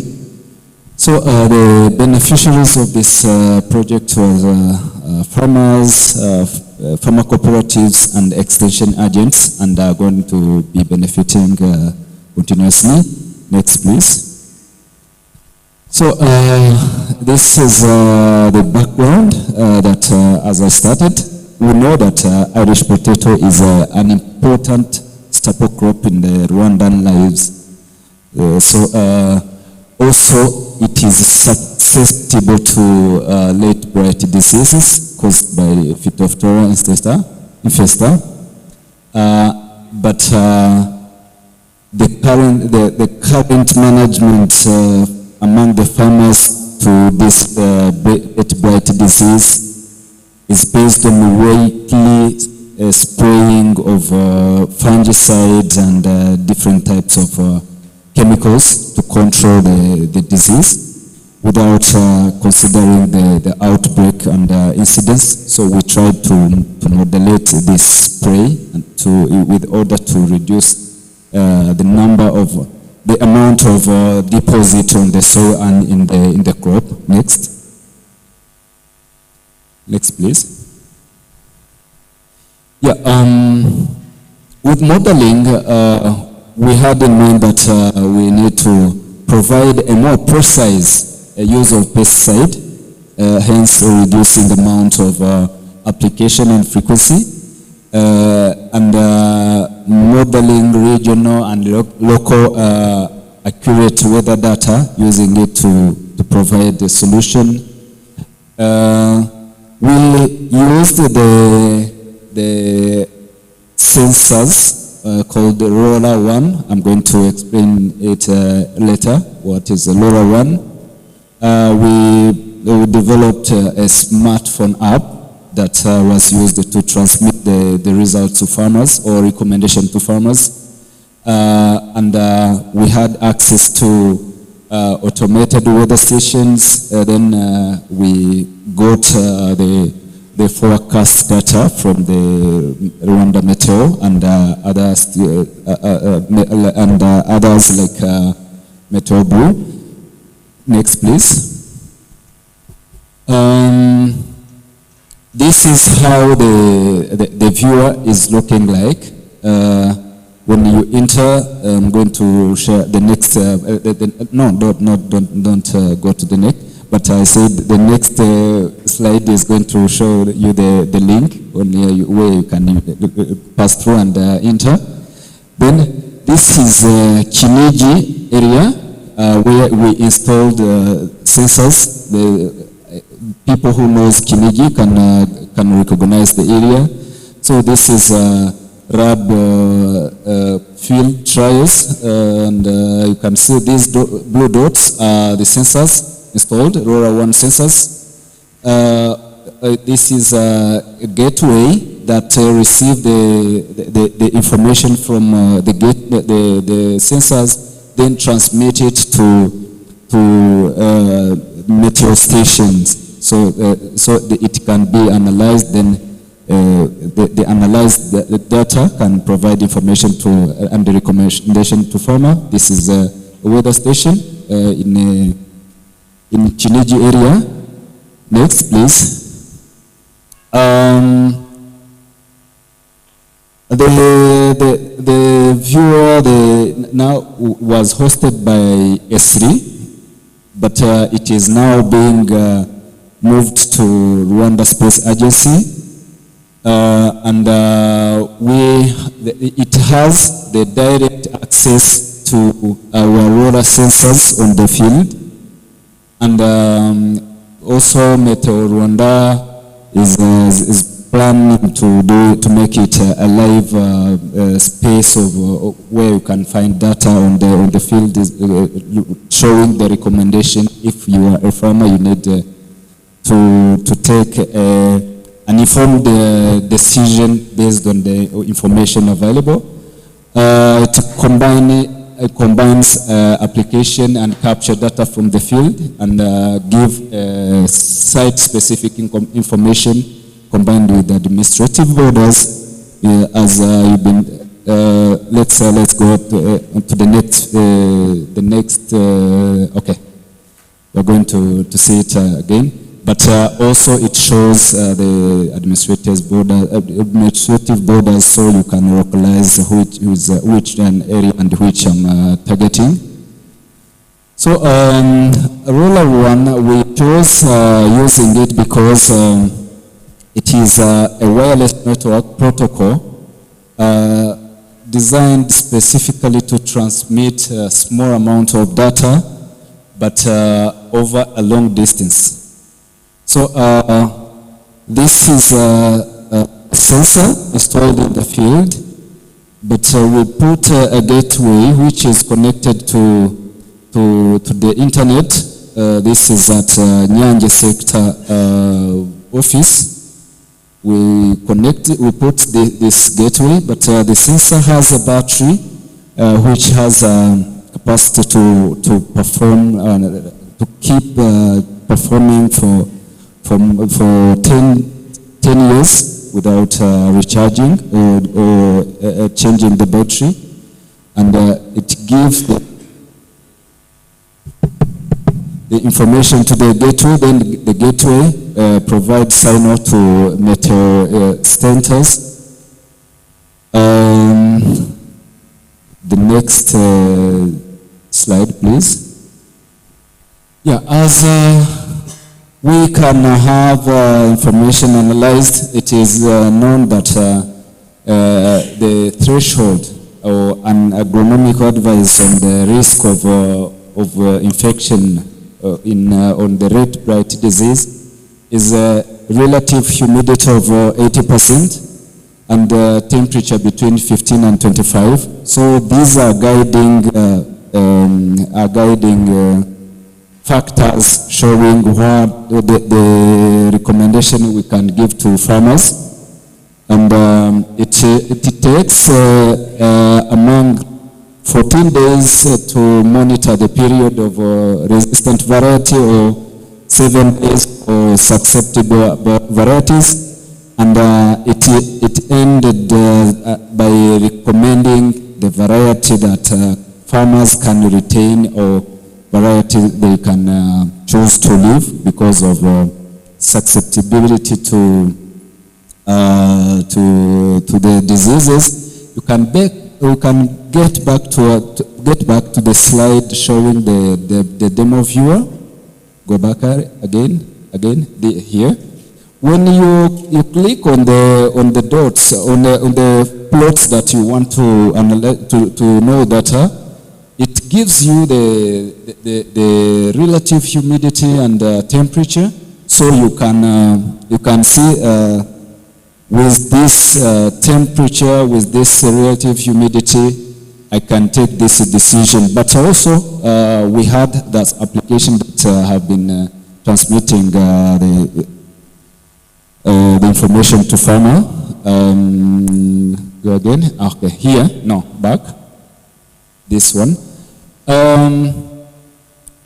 The information cycles like this, we collect data from the field and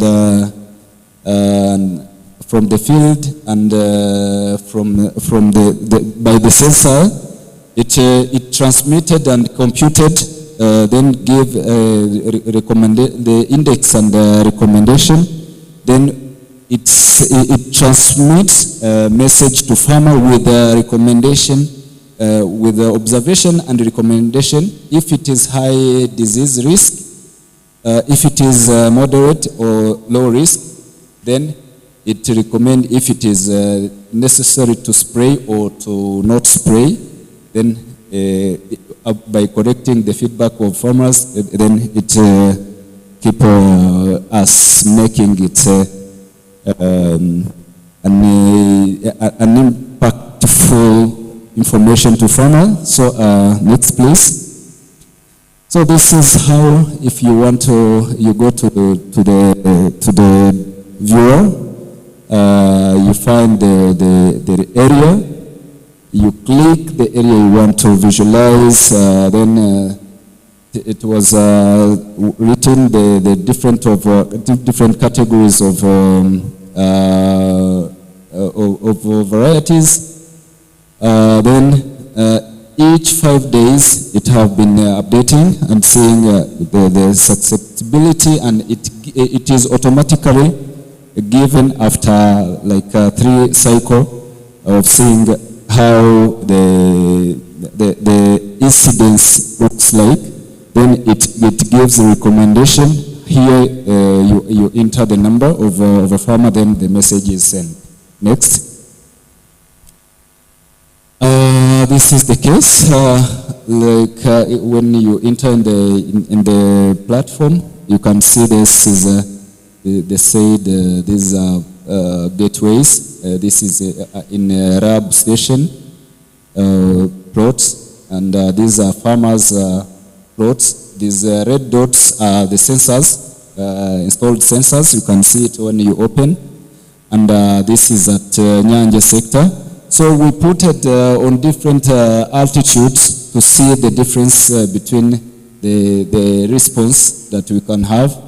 So this is, you can see, too close to the Volcano National Park, and this is close to Chiniji Center, and this is on a lower altitude in Nyanje. So we started by validating the plots with farmers. Then we planted varieties in 2 plots, each variety with 2 plots. The plots that have been going to be used for a weekly spray as farmers are used to do, or under another plot where they are going to be spraying using the recommendation given by the application. Then we install the sensor. We observe the growth. Then we get production together. We harvest together. Then we measure and see the difference. Next, please. Sorry, this will be the next, because after the other diagram I show, this is the result a farmer can see in his phone. So each farmer has 4 varieties of potato, including Twihaze, Chirundo, Cherechezo, and Ndamira. So after each 5 days, he received she received the message on his application, or if he need to, he can also enter the application and get this recommendation. When it is in green, there is a recommendation in Kinyarwanda and in English. When it is green, there's no need to spray. When it is orange, it is recommended to spray the contact fungicide, and when it is red, it is recommended to spray the the systemic fungicide. So it is recommended on categories as I showed in different in previous diagram. Next, please. So this was the results of what we observed in season B 2023-2024. You can see in orange it is weekly spray on the plot, weekly spray, and in green is the plots where they received the recommendation to spray. Here on Chiniji on the top, you can see the spray on the recommendation was reduced significantly.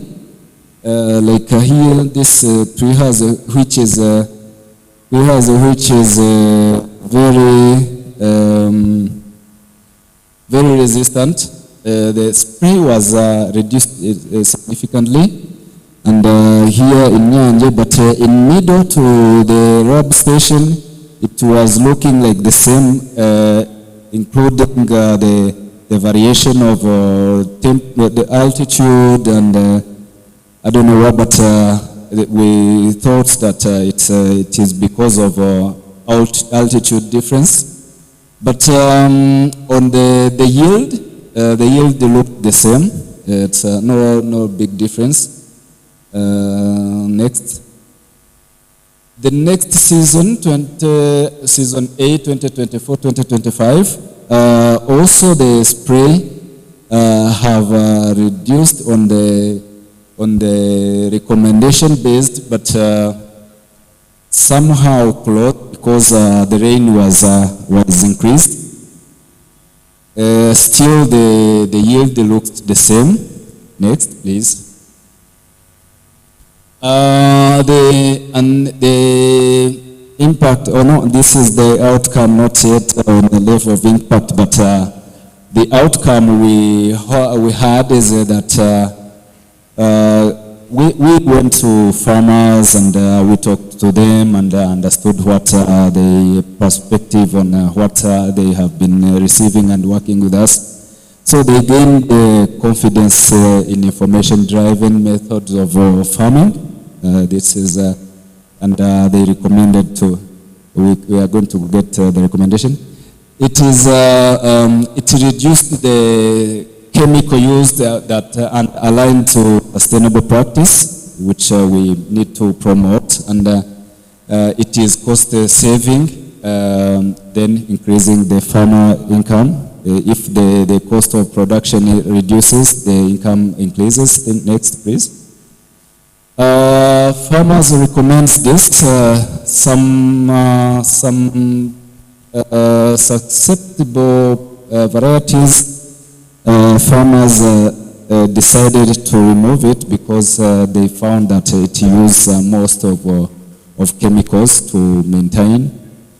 And they asked to engage more beneficiaries and making it a usual practice that can target all of the farmers in their region. We've been working with Urugagi Imbaraga. This is the representative of Imbaraga. For farmers who have not the smartphone, the representative, the agronomist of Imbaraga have been giving recommendation through his phone and called the farmers, but they asked if it will be a channel that reached directly with small phones. What is it? Is but a small phone which is not smartphone. It is that's why they wanted to reduce the intermediary information sharing, but reaching them directly. And they wanted to have this information as early as they can, so it can create an accuracy in planting and harvesting scheduling. Next. So we found that if we do things like this, we can create a production cost among farmers. We can make decision on which variety people can adopt instead of others, depending on the cost effectiveness. We can create an environment where the application is timely applied when it's needed, and we can make a climate-friendly, smart agriculture. But we noticed that with that reduction of spray, no difference was observed. But with further studies, we can find others, not at the end. If you are interested, next. I thank you. Murakoze cyane.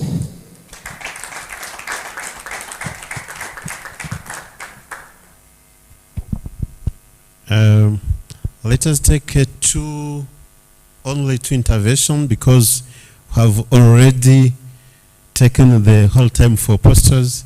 So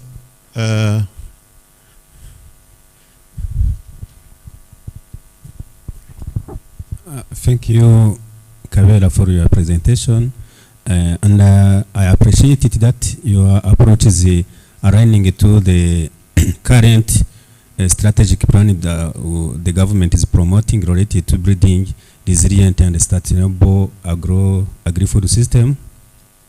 So my question is that approach can be adopted by usual farmer, normal farmer as you know them, or without assistance of professionals, or without the assistance of research institutions like the Rwanda Agriculture Board, as you show it, you have been collaborating with them. And the second question is about what is your advice to replicate this kind of approach to a large extent of farmers? Thank you. Yeah, thank you. Thank you, Francois, for your question, which is quite interesting. To reach directly to the farmer, we didn't stop by here. Also, we went far and we collected the feedback from farmers, and they showed their willingness and their recommendation, which is deep than what we found in this research, and we are going to publish it after the findings of the farmers are out, and we are still analyzing their needs and their recommendation.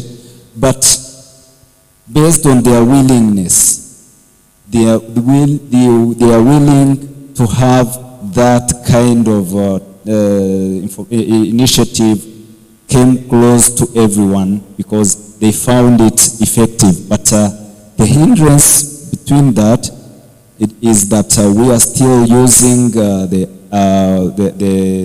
application, the smartphone application, which some of the farmers doesn't have access to. So it will be challenging for smallholder farmers to have smartphone and internet to access this data. So, but we are looking how, if we can work together and channel the information to the farmer promoters and see how they can be supporting their farmers in their area to know the information and guide their decision. Thank you. Yeah, thank you for a great presentation and awesome research, very impactful. So I would like to ask you about the frequencies of the sprays. When you consider the different stations you've been piloting your study, I have seen that in Kinigi, maybe sector just station, there were a little number of frequency in spraying. What do you think could be the reasons among those stations in different of the frequencies of sprays? Or do you think that can make a difference when you apply to the other different stations with different altitudes? Or what are some reasons made the Kinigi to have few frequency of sprays? Thank you. Yes, the frequency depends on two things, two parameters. The first is the altitude of the area. The second is the resistance of the variety that have been working on. But in a Kinigi lab station, it was like an error because it was a big number of plots there.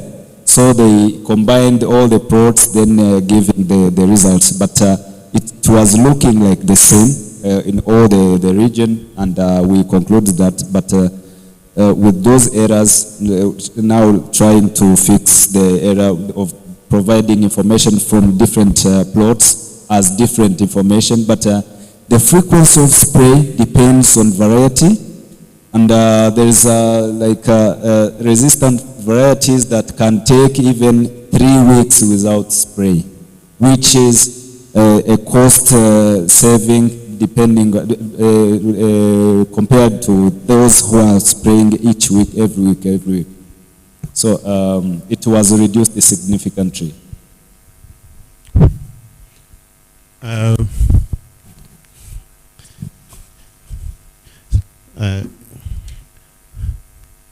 Let us thank Kavera for the good presentation. Thank you. And as we are rushing out of time, people that you saw presenters during the networking period, just you can even interact with. And now we will go for lunch, and at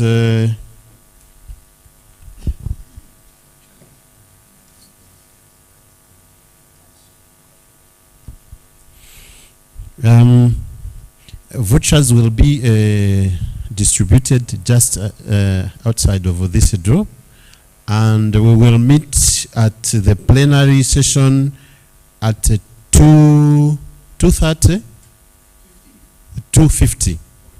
Yes. Wishing you to enjoy your lunch then.